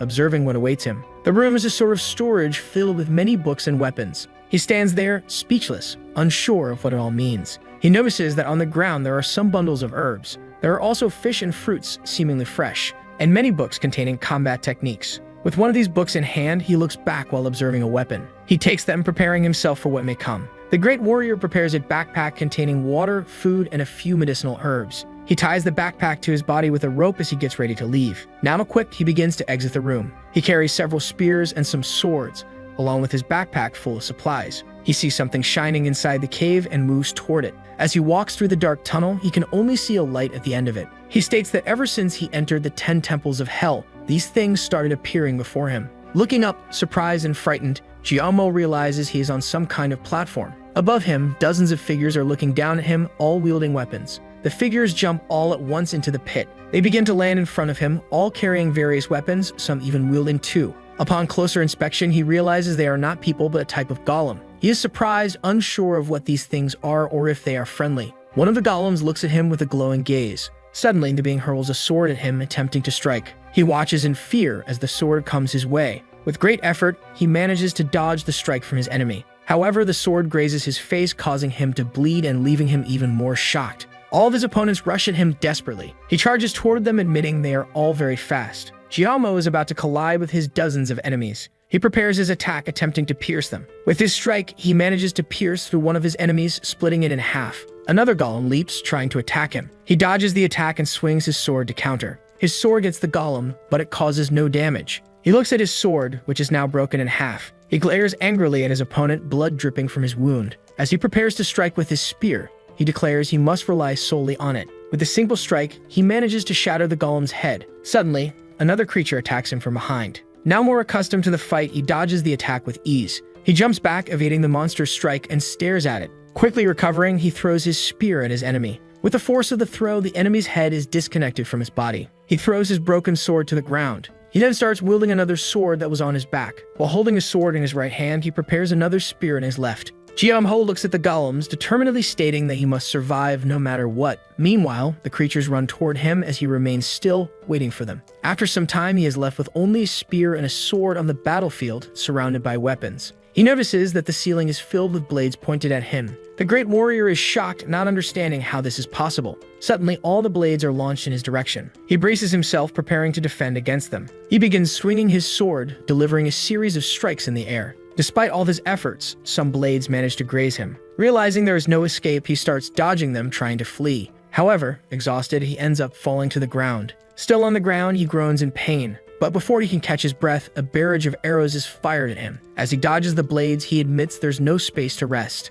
With great difficulty, he throws himself to the side, avoiding the arrows. However, to his surprise, one of the arrows hits his leg. He falls to the ground as more arrows land around him. Exhausted and wounded, he props himself up, trying to catch his breath. Looking ahead, he says it's finally over. Shocked and still very tired, he looks up. And again, another horde of blades comes his way. He grips his sword tightly, preparing to attack. Looking angrily at the blades, he curses mentally. The spears come toward him as he stares them down. With his eyes turning white, he begins to scream as he swings his sword. In another moment, he finds himself on a cliff, leaning on his spear while floating above thousands of blades. As he administers first aid to himself, he says he has no time to waste and must leave this place as quickly as possible. Suddenly, the sound of hundreds of footsteps can be heard. These were more golems wearing dragon masks and golden robes coming his way. He brutally cuts down every one of them that approaches. One of the creatures gets close to him but has his head sliced off in a single blow. With a crazed look, he tells them all to give it their all, declaring that he will undoubtedly pass through the 10 temples of hell. After the fierce battle, he walks among the hundreds of monster corpses he has slain. When he arrives somewhere, he stops abruptly.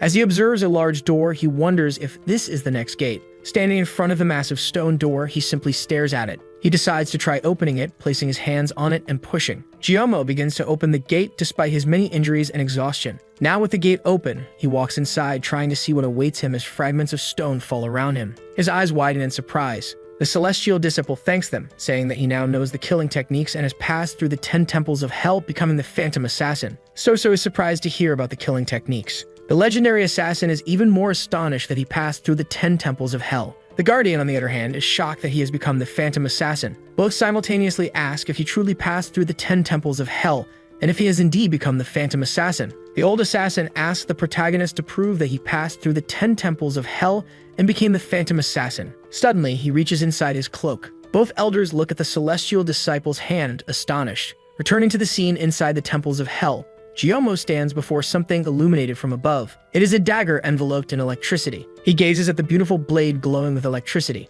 The ex-commander reaches his hand toward it as some of the lightning touches his fingers. He looks at it with a mix of admiration and shock. Finally placing his hand on the dagger, he begins to get electrified. As he experiences an intense shock, many bolts of lightning start emanating from his body and the dagger. He screams in pain while he tries to pull it out of the stone. Putting even more strength into his arm, he struggles to forcefully pull it out. He continues to scream in pain but persists in removing it. The celestial disciple finally manages to pull it out as bolts of electricity surge through his body. Showing them the dagger, the phantom assassin asks if Xianwang is referring to this. Both are extremely shocked to realize that the dagger is real and is right in front of them. Looking at it, the old assassin calls it the blue blade. The Guardian thinks that this is the true proof that the phantom assassin reached the end of the temples of hell. Suddenly, both kneel before the celestial disciple. Kneeling, the Guardian shouts that they bow before the great leader, while the old assassin says he salutes the great leader. Confused, the protagonist asks what they mean by great leader. Xianwang informs him that the blue blade is the proof that he is the supreme leader of the great assassin sect.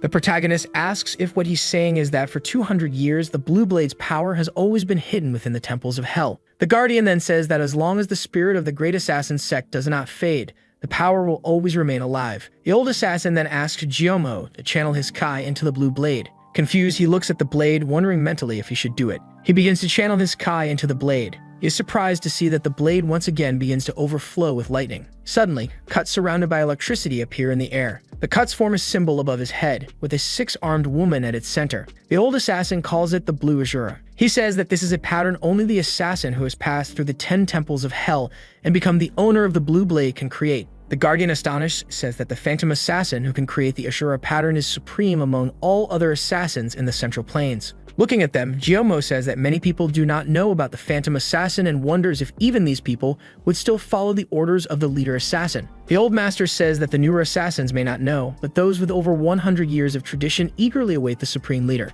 The Guardian says that if he gathers all the elder assassins under his leadership, the newer assassins will naturally follow him. Still holding the dagger, he says that just like 200 years ago, they could make an agreement with the Miram League. Still kneeling, the legendary assassin says that the leader can stop them. Looking at all those still kneeling, he says that he doesn't have the capacity to take on such responsibilities. He confesses that he is very busy after learning his master's martial arts techniques. Looking at him, Xianwang asks why he decided to learn from such a master. He says he wanted to become strong, and for that, he needed to become as free as the wind. Looking at him, the old assassin says that if that's the case, he can become twice as strong to be twice as free. Giahello is surprised by his words while also feeling irritated. Macri says that strength is not gained through freedom alone and asks him to continue as the phantom assassin, leading the rest of the assassins. The elder continues, saying that he can create strong bonds with them and become a great and powerful wind. Still looking at both of them, he concludes that this must be the best option. He remembers his master, saying that he was the strongest of all, but with the numerous enemies who attacked him together, he had no chance.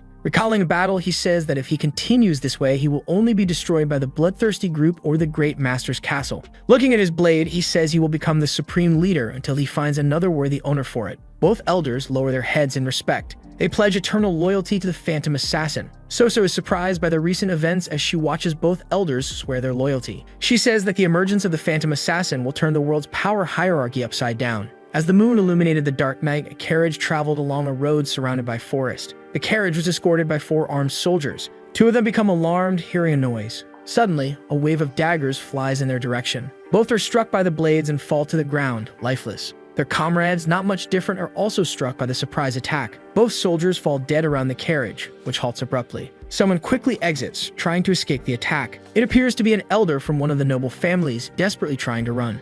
But the man who launched the attack runs toward him. The man simply attacks him from behind, completely impaling him. The elder falls to the ground dead. The long-haired man sheathes his sword, saying that the contract is complete. Suddenly, a hawk flies above his head, catching his attention. He extends his arm for the hawk to land. Attached to the hawk's leg is a letter addressed to the man. The letter states that the great leader has returned. The man is surprised, thinking this must be a second coming. In another location, still in the dark of night, a man had just eliminated several people. In his hand, still stained with blood, was the same note sent to the other. As blood splattered near a cherry tree, someone remarked that they killed the assassins. A man is executed by an assassin with a single strike. As his body falls to the ground, the assassin rises. He looks at his victim while someone says they have ordered the great assassin sect to assemble.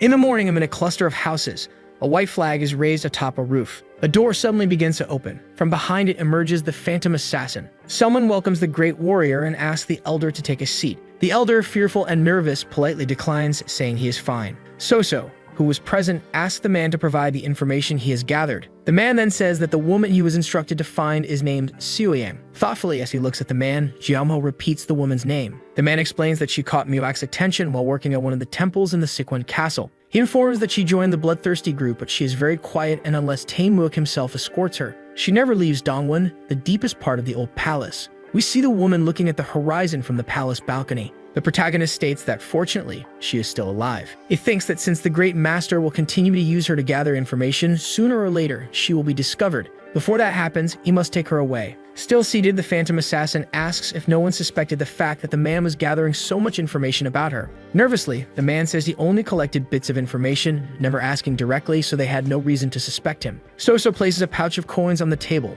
She looks at the man, saying that this task was certainly not easy. He thanks her as he takes the money, and So instructs him to keep an eye on the woman until their next meeting. Jielmo says he needs a detailed map of the bloodthirsty group's headquarters, the ones actually made by them with all the secret passages and details. So, shocked, asks if he is planning to go alone to rescue her. He says he owes her and will go alone. Even more shocked, she questions if he is really serious. She explains that a detailed map of the bloodthirsty group's headquarters is beyond the reach of the Hao family and that she can't obtain it openly. He thinks that the Hao family surely has confidential information, but So opposes the idea of him going alone. The celestial disciple stands up, bidding her farewell and saying he will leave first. With a trembling and nervous voice, she calls out to him. So tells Jiamho that if he really doesn't want to give up, he should send a request to the Golden Apsara. Confused, he asks who the Golden Apsara is. So informs him that it is a secret intelligence organization of the Imperial Palace. He is surprised to learn that it belongs to the Imperial Palace. She explains that there are over 180,000 pieces of information about the Central Plains and the palace,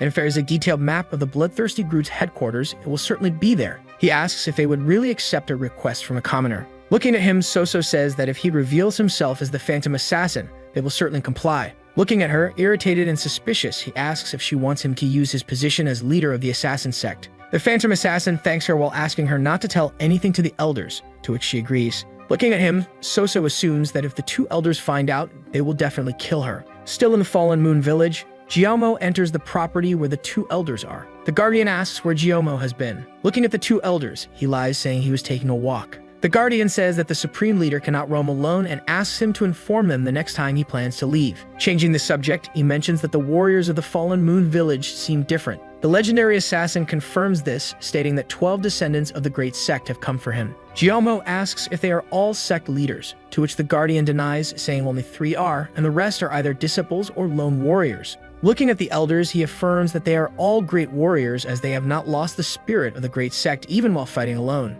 Macri looks at the old assassin and remarks that he also fought alone when he was young. As they walk out the door, he calls the two elders to meet the others. They walk side by side through the town. They arrive at a courtyard where many people are present. 2 elders are being escorted by 3 young warriors. On the other side, 6 seemingly solitary warriors await them. Even a woman is present, and she looks surprised at their arrival. Both the 2 elders and the phantom assassin gaze at the crowd before them. The legendary assassin shouts angrily, declaring that the supreme leader is there and that they must bow before him. But contrary to Chen Wang's expectations, everyone remains standing, staring at them. Macri, growing extremely angry, asks what kind of disrespect this is, ordering them all to show their respect immediately. One of the elders demands they show proof first, with one of his soldiers saying they will only believe it once he shows the blue blade. The legendary assassin asks the supreme leader to show them the blue blade. Jiaomo places his hand on the dagger, drawing it and revealing its blue glow. Both elders, along with the soldier who asked for proof, are surprised to see that it is real. The other 2 soldiers look at the blade in shock,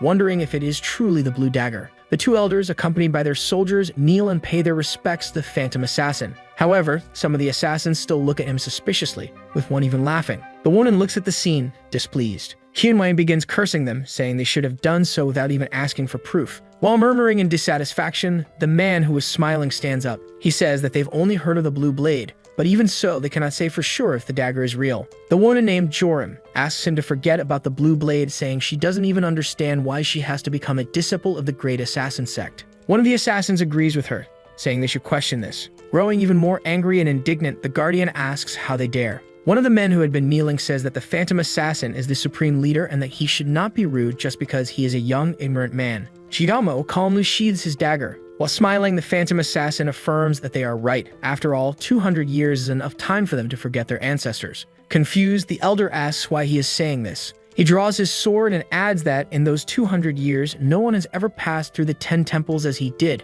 nor become a phantom assassin like him. Everyone is startled, wondering if he is going to demonstrate his abilities. The woman, a bit nervous, mentions that they discovered he is also a celestial disciple. She observes that if he uses the martial arts of the celestial palace, it may be difficult for the other assassins to accept him. The phantom assassin looks at them and says that they probably think the great assassin sect is a joke. The elders question whether he really thinks that using only the killing techniques will be enough. While lightly swinging his sword, he asks if they believe he is overestimating his achievement of passing through the 10 temples of hell. He makes a single move, glaring at everyone. They stand still, not understanding, after he delivers a strike in the air. Suddenly, the clothes of the man standing many meters away are cut. Everyone is shocked, wondering what just happened. The man admits that he didn't even see him use his sword, yet his clothes were cut. The woman suddenly notices something. She realizes that her hairpin has also been cut. As a piece of her hairpin falls, she looks at Giacomo, standing with his sword in hand meters away. Looking at the ground, she thinks it's impossible. With a sarcastic tone, he asks if they are embarrassed for being caught off guard.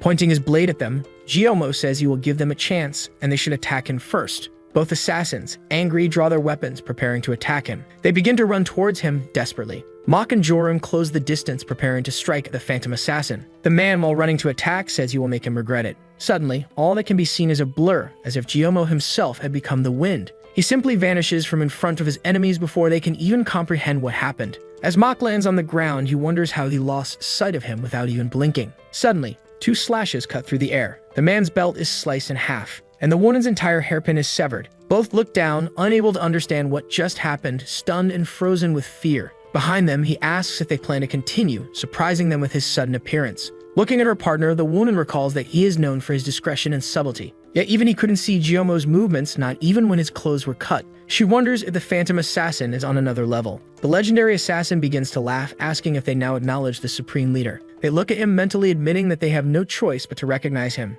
Surprisingly, something catches the phantom assassin's attention, causing him to turn his head. On a rooftop, 2 mysterious figures stand, both carrying swords on their backs. Suddenly, the 2 figures disappear. They both land behind the celestial disciple, creating a hostile atmosphere. He looks at his 2 new adversaries, confused. The 2 men, each carrying a large sword on their back, are Ha and Qian. One of the elders informs that these are the twins who rank 3rd in the Central Plains. All the warriors present recall that these are assassins who charge 1,000 gold coins for a single assassination. The Guardian says he heard they were on a mission and asks what they are doing here. The man wearing a blue cloak says they heard that the phantom assassin had appeared. The other, wearing a beige cloak, says that's why they finished their work quickly. Mok thinks they say this as if they just finished having dinner and remarks that now he understands why they are called future phantom assassins. He also concludes that these 2 will not easily accept the phantom assassin. The legendary assassin commands the 2 to pay their respects to the supreme leader. Hal looks at them, asking what they mean by supreme leader. Qian, with sarcasm, asks if he truly claims to be a phantom assassin. The man in the blue cloak places his hand on his sword, preparing to draw it. Pointing it at the celestial disciple, they say they will recognize him if he breaks their swords. He sighs lightly and smiles, saying, "All right." They grow agitated at the casual way he responded to them. As Giacomo swings his sword, he says that if they wish to die, he will grant them that desire. The men prepare to fight as they call him arrogant. Fragments of stone float in the air. Suddenly, everyone is terrified as fragments fly in all directions, caused only by the release of the aura from the 3 opponents. Qian Wang orders everyone to step back. As Mok runs, he thinks it will be dangerous even to be near this battle. Everyone retreats behind the elders. The legendary assassin says that if Giacomo truly manages to defeat the twins in front of the younger warriors, they will have no choice but to follow him. As he prepares to attack, he declares that Giacomo is insane for blocking both of their ki alone. His brother shouts that they will see how he handles this situation. Observing his enemies, the protagonist is surprised by something. Looking at them, he realizes that they are both delivering strikes in the air, causing damage from a distance. He sees his enemies' attacks approaching through the air. With relative ease, the phantom assassin deflects them all with his blade. As both of them attack the celestial disciple from a distance, Mok watches the battle, wondering if this is the technique of the invisible sword. Both elders shout for everyone to remain still, as it is extremely dangerous. Elder Macri begins to summon power into his hands. The other elder does the same. They extend their hands, creating a sort of barrier to block the invisible cuts. With that, they form a kind of sphere that stops all the invisible attacks. The boy is even more surprised to see the elders defending against the invisible sword technique with an indestructible shield. Both elders are straining to maintain the shield, extending their hands and enduring the impact of the attacks. Mach concludes that Jiyomo truly deserves the title of King of Assassins, as even the legendary assassin Qian Wang recognized him as the supreme leader. Jorim watches all this in silence. The man in the beige cloak asks how Jiyomo can call himself the supreme leader of assassins if he hasn't even lived like one. Suddenly, both brothers vanish in the blink of an eye, leaving a crater where they once stood. They appear above the supreme leader. Qian prepares to strike, saying they cannot recognize him. Ha says they will cut him in half. With that, both twins unleash an attack from above that brightens the entire area. A massive attack from the invisible sword technique descends upon the phantom assassin, who remains standing in the same spot. Angrily, he looks at the approaching attack without even moving. Jiyomo glares at them with even more rage and disapproval. The attack finally hits, causing a massive explosion. The explosion is so immense that it is visible throughout the village. The two elders give their all to withstand the pressure of the impact. Around the guardian's shield, everything is destroyed. But even the shield created by the two elders begins to tremble under the force. The warriors are astonished by the power, noting that it is strong enough to shake an indestructible shield, and they comment that the twins' strength lives up to their name. Mach asks if they managed to wound the supreme leader, to which one of the warriors responds that the twins' attack has never failed before, so it is very likely. Suddenly, Jorim is shocked as she sees something. As the twins finally cease their attack, debris and fragments fall all around. The twins are extremely exhausted after delivering such a blow, but when they finally look at the spot where their enemy stood, they are stunned. The phantom assassin stands unharmed in the same place without a single scratch. He calmly walks toward them, showing no sign of injury or distress. To their surprise, he begins to brush the dust off his cloak. They are shocked, asking how this could happen. They use all their power, and yet he wasn't even scratched. They continue staring at him, barely able to lift their swords. With a punishing gaze, he commands them to kneel before him. Both are utterly shocked and fearful upon hearing his tone. They drop their swords to the ground, saying they feel like mere specks of dust. In front of a mountain, while kneeling, they both shout that they bow before the supreme leader. There is the reflection that it is as if they were merely dust particles in front of a mountain. Then everyone bows to the supreme leader, and they greet the man who wields a great sword in his hands. Nearby, two men observe the scene from a distance. They say that what happened was expected of the supreme leader. Suddenly, a group of young men appears in the skies. They all fall near the leader and those who are bowing. The group also follows the same decision, bowing at the man's feet and greeting him. They explain that the twin swordsmen, who rank third among the warriors, have sworn loyalty to the phantom assassin, and that now the greatest assassin's sects are subordinate to him. Since after abandoning the warrior's life, the previous generations who had hidden themselves all gathered under the command of the phantom assassin. With this, all the assassins were brought together in one place. Now all kinds of information networks are being mobilized to reveal the identity of the mysterious man. The Moyang family is shown. Around a table, they ask if the fact is really true. Reading a paper, the young woman says that the supreme leader of the great sect is the disciple of the celestial palace, therefore Yeon Ji-Ho is the phantom assassin. The man with her says that he obtained the information from the Hao family, which transmitted such a message with urgency. Thinking about it, the girl says that the great martial castle guarded the entrance to the gates of hell, where Yeon Ji-Ho was last seen. Then the young man says that some time ago, the soldiers who guarded this gate died in a natural disaster, leaving the young woman in doubt. And the man says he thinks that the deaths happened precisely when Yeon escaped. Placing the paper on the table, the woman asks if the martial castle thinks the same as they do. Secretly, the man reveals that he confirmed that the information network of the martial castles is heading towards the great assassin sect. With this, he is practically certain that Ji-Ho is the phantom assassin. Meanwhile, in the great martial castle, a man stands still and thinks that Yeon really is the young man they were looking for.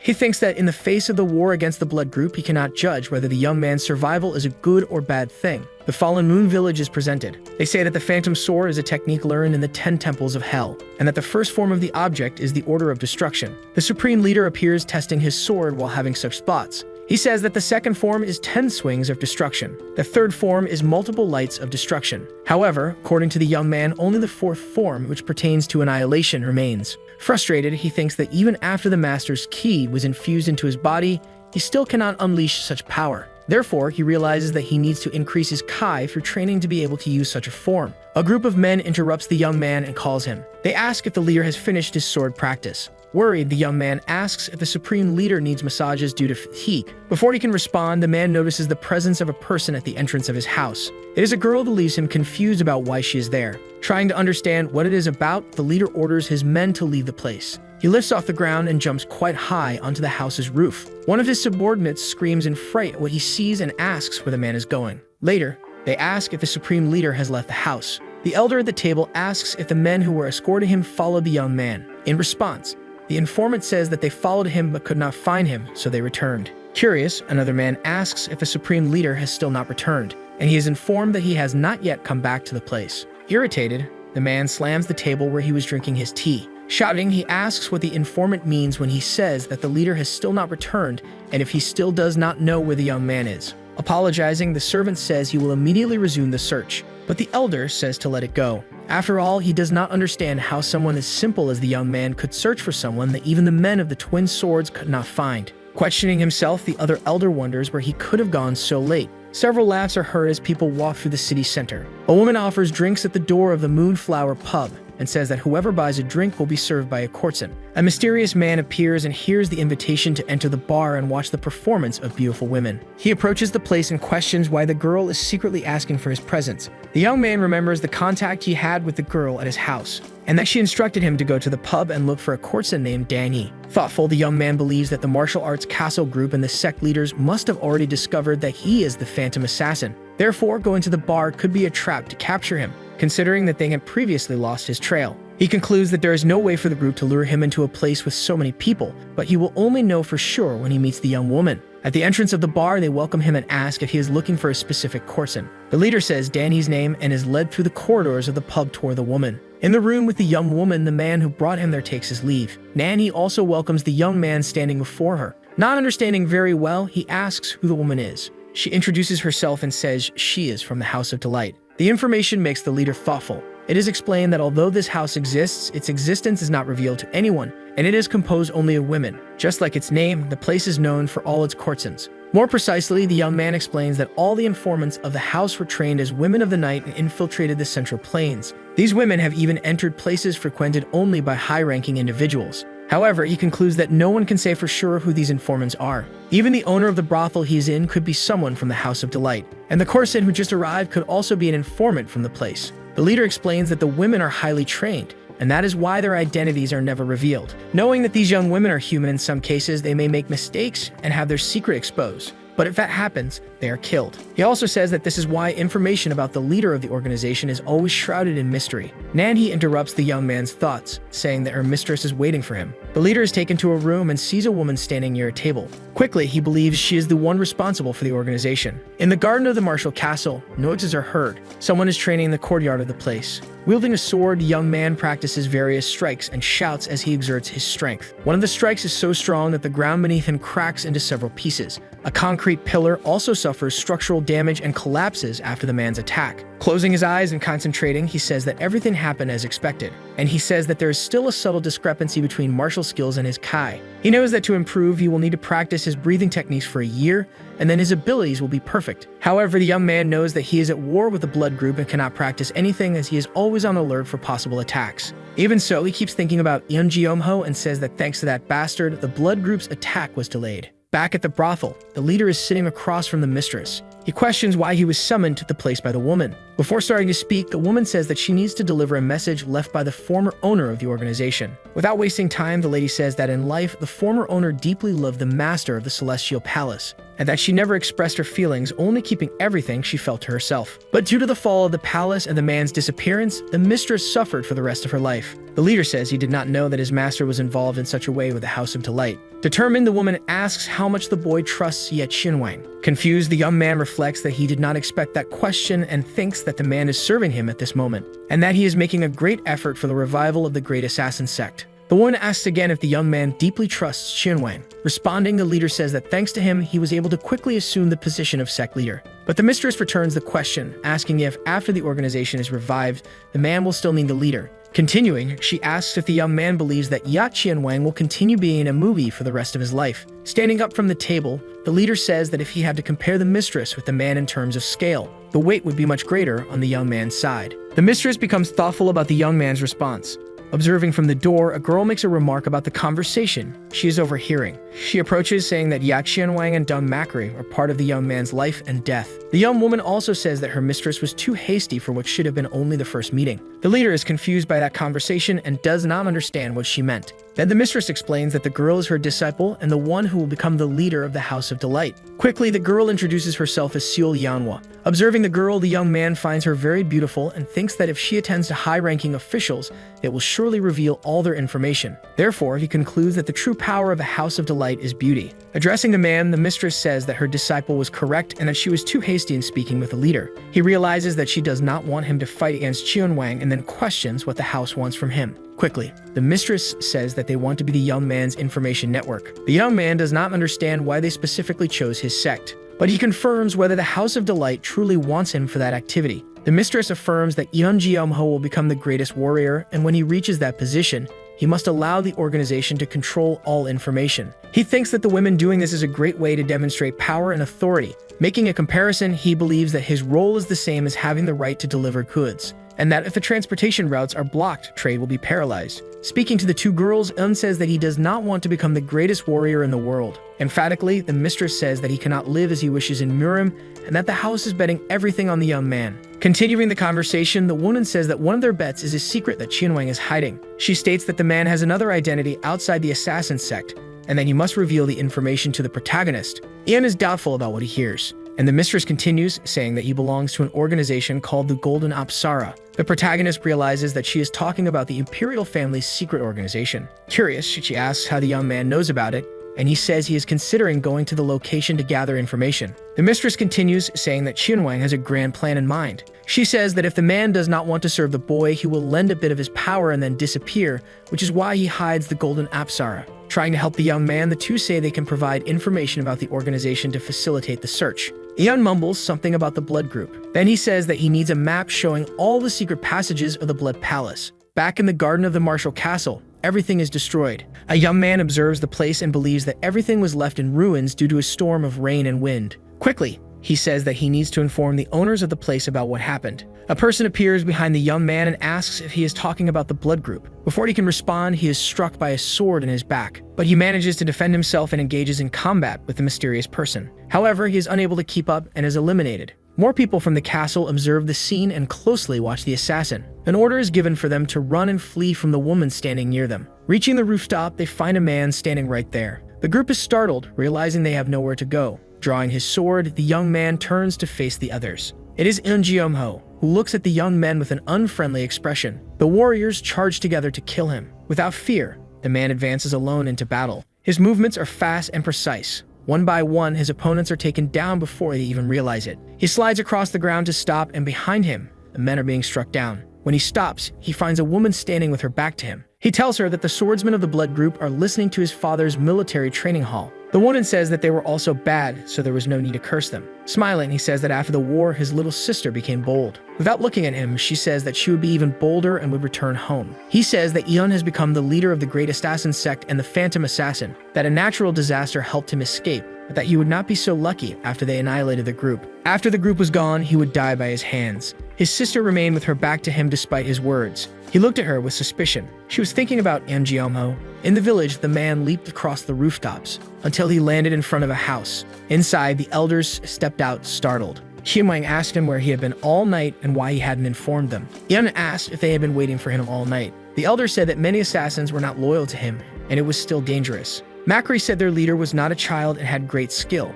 No one would dare fight him. He told them not to worry so much, but the other man still had doubts. The warrior passed by them, asking them to come inside and have some tea. Inside the house, the three sat at the table. Deung handed him a cup of tea, telling him to think of it as an old man's irritation. He asked him to tell them where he planned to go in the future, and Eun said he understood. He commented that he would let it go. Suddenly changing the subject and straightening himself, the man said he had a question for them. With seriousness, he asked if they knew about the Golden Apsara. One of them said it was the first time he had heard that name, while the other remained silent. The man pressed the question again. After thinking for a moment, Yes said he did not remember hearing about it, but his reaction caught attention. Am knew that the elder was aware of the Apsara. Macri asked what it was about. Jeomo wanted to find a member of the imperial family and was told to seek out that organization. He was told it was a secret organization related to the family. He turned to Cheonwang and asked if he had any idea how to contact them. He replied that the assassin sect had no ties to the imperial family, so it would be difficult. The warrior said he would search for them alone again. Sometime later, a woman appeared at their door, intriguing the elders.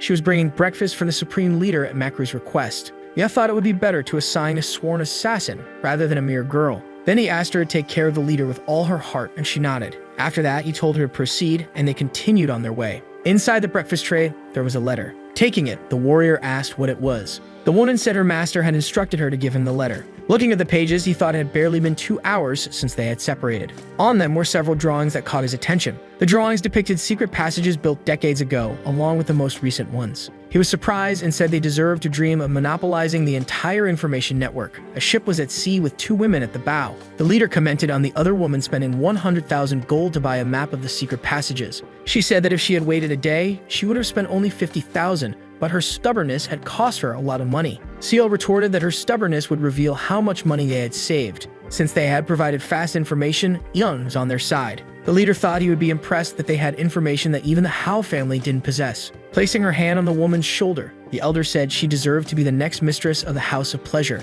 Then she asked why the warrior wanted the map, and Seal guessed he wanted to help the Grand Marshal Castle. She asked if Yun had not been close to the 4th princess of the castle in the past. The leader said they would find out soon enough. Yama looked out at the sea from the edge of the bow. She thought that despite being a group that used beauty to obtain and sell information, it was their chance to become the exclusive information network of the world's greatest warrior. In an open area, a man used his sword to attack the warrior. He prepared his move and struck the man's arm before he could advance. Yushura fell to the ground, dropping his sword. Around them, other men observed. One of them was impressed that he had defeated the #1 assassin in Sichuan. Another asked if he really expected the supreme leader who had defeated the twin swordsmen to lose. They were even more astonished after hearing that. The warrior shouted that Gushura's people were not qualified to serve the leader and expelled them. As the loser was carried away, the spectators began to boo him. Catching the attention of the elders, one of them asked how much longer they would allow unworthy people to challenge the leader. Macri responded that it was merely a way to spread the events to other assassins. Giamo appeared, sheathing his sword, and said he would leave the sect for a while. Ye was startled and asked what he meant. Everyone else around began shouting for the leader. He says that he would be away for at least 10 days and at most a month. The other man tells him that he should not go as the assassins were returning one after another. That as a leader, he should be devoted to gathering all the people to revive the great assassin sect. In the middle of the crowd, people start saying what a supreme leader should do. Sekeng shouts that leaving in such a manner is neglecting his duties. After that, Yun advances in anger. He gets close to the man, startling him, and lands a punch on his chin. Then he goes after the other 2 who spoke about him and takes them down as well. The others become nervous upon seeing the scene. Shinwang becomes furious at Yun's actions. He was so fast that they could not even see him move. Hao laughs, saying that such behavior was expected from the supreme leader. But Qian covers his mouth, telling him to stay quiet and assess the situation. In front of everyone, 3 men lay on the ground. Their leader says that people will gather wherever he goes. Everyone becomes alert at his words. He says that those who follow him will continue to do so without being asked. That was the Great Assassin sect. Sometime later, Ye was breaking things, cursing the man as a bastard. But even if he hid from his eyes, he would not escape his grasp. Then he thinks that their relationship was coming to an end. At that moment, they were against each other. Meanwhile, at the Blood Palace, men were guarding the premises. Meanwhile, women were cleaning one of the rooms. One of them finds a piece of paper on the table and keeps it for herself. 2 of the women were chatting about eating rice cakes later, where they suddenly see an army of men approaching them. One of them says they were bold to block the warrior's path. Bowing, they apologize. The men continue on their way, leaving them nervous. One of the servants says she is relieved that they left without causing any trouble. However, one of the men turns back and strikes her in the back. The other 2 are shocked by the scene. While one screams, the other quickly flees. The one who stayed behind is also attacked by the warrior. The man who struck the women alerts his comrades about the fugitive. The men stop running and start calling her a rat. Around them, a servant's clothing is thrown to the ground. Looking up, they see a figure in the darkness watching them. She had several knives between her fingers. With speed, she leaps at them, launching the weapons as she moves. The warriors use their swords to deflect the knives. When they strike them, they realize the knives were made of wood. The woman lands on the ground, creating a gust of wind that sends the wooden shards flying toward them. She takes advantage of the moment when they cover their eyes to escape up the wall of the house. Outside, a young woman was picking flowers when she heard a noise. It was an emergency signal indicating intruders in the palace. She becomes worried, but another girl says that the warriors should have already captured the intruder, that it was amazing how they could find hidden criminals in the palace. Beside her, another woman tells her that she's annoying and to keep quiet. At that moment, the 3 hear a loud noise. The young woman sees the warrior being chased by the army. As she flees, their eyes meet. In midair, one of the men's swords pierces her. She is horrified by the scene before her. The fugitive falls into the flower field beside her. Terrified, the servant shields the girl from seeing the sight. The warrior descends into the field. The others follow, standing face to face with the young woman. He points his blood-stained sword at her face and asks who she is. Under pressure, the woman begins to feel unwell, being supported by the other. The servant explains that she was staying at the Dongwon residence in the oldest part of the palace. He thinks that she must be the wife of Tamok, whom he keeps hidden, that she was beautiful, and it was no wonder the old man valued her so much. Then he orders the others to examine the girl's body, as she may have hidden information. The young woman watches as the other is carried away, following her with her eyes. At the House of Pleasure, men were talking about wine and stones. An appears at the door of one of the girls. A courtesan welcomes him. She introduces herself as Yusioni and says she received a message. Sitting at the table, the warrior asks how many people were in that house. The letter he received along with the map said that the courtesan could help him infiltrate the blood group. She responds that all the courtesans belong to the House of Pleasure. He asks if that means all of them. Xiaomi answers yes, even those of the first class. Jiaomo thinks that if they are of the first class, their power must be great enough. At that moment, they hear a noise outside. One of the elders was lying on the ground among the shards of a broken jar. He accuses the men of kidnapping innocent people and now disrespecting the elderly. Getting up, he points a finger at one of them, asking if they were disrespecting him because he was old. The man tries to place a hand on his shoulder to discuss the matter outside, but he fails because the elder dodges before he can. The elder jumps back, throwing himself onto a table. The one who was trying to talk begins sweating nervously.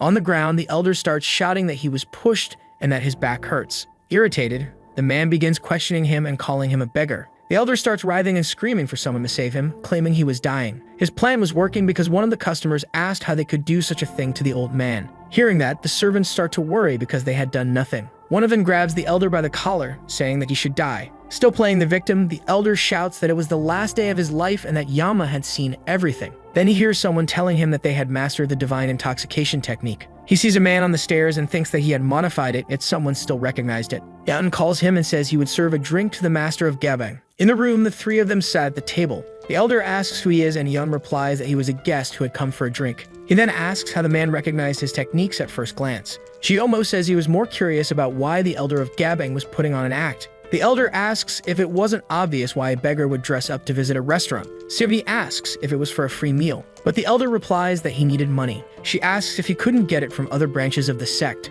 since although it was open to poor beggars, a situation was different for an elder. There were at least 20 elders under the Dragon Head Association, and he was one of the best. He says that if he told the other branches, they would accommodate him, but he replies that he couldn't because it was a private matter. Yu is surprised by the whole situation and asks how much money he needed. Without looking at her, the elder replies that he needed 1,000 gold stones. If it were 100 stones, the House of Pleasure might give them out of kindness, but 1,000 was too much. Eon comments that they would be rich if they earn 1,000 stones just by asking once. The woman says she was curious about why the elder needed so much money. He replies that he was in love with a young woman. Both Eon and Sioni think at the same time that it was a lie. But Jiaomo could feel his disdain when the elder said he needed the money. Evan says he would give him the money if he gave him a Gamang payment token in exchange. The token could only be possessed by the elders and young successors. Serious, the elder asks if he knew what a payment token was. Evan says he wouldn't make an unreasonable request. At night, he sat alone at the table, looking at the token. He thought that the elder must have needed the money so badly that he gave him the object. He wondered when his own story would unfold, but for now, the blood group was his priority.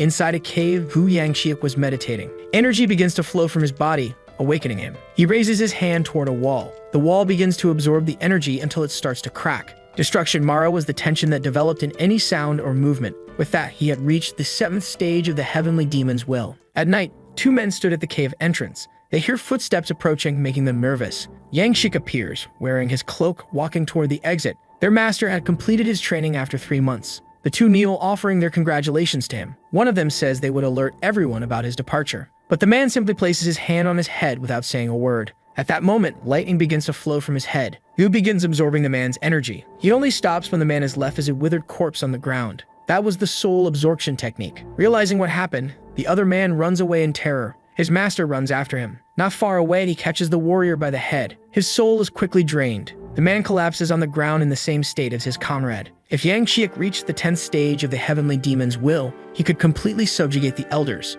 The entire world would bow before his throne. One of the warriors reports to Gohong about what happened and that Yangxiek had gone to the Golden Devil district. He asks why he was being informed so late. He says that the guards who protected the fields have disappeared, and they have lost their master. The Golden Devil district was a place where people who deviated in their Kai during training ended up. Hu breaks the chains in one of the rooms and finds the master, wondering why he was in that place. Immediately, he places his hand on the master's head and begins to absorb his soul. The other prisoners are alarmed by what they witness. Then Yangxiek starts taking them one by one. Throughout the night, Jiaomo was running through the trees. The oldest secret passage was built at the same time as the Blood Palace. Not long after, he arrives at the location. The old man from Gabang was also there, wandering around. Hiding, Yun wonders if the elder knew the young woman who lived there. As he walks, the elder senses something above him. High up in a tree, all the members of the Blood Army were standing on the branches. As soon as he notices them, they begin to descend. They all stop in front of the elder. Nervous, he asks to speak first. However, one of them charges at the elder, who quickly dodges.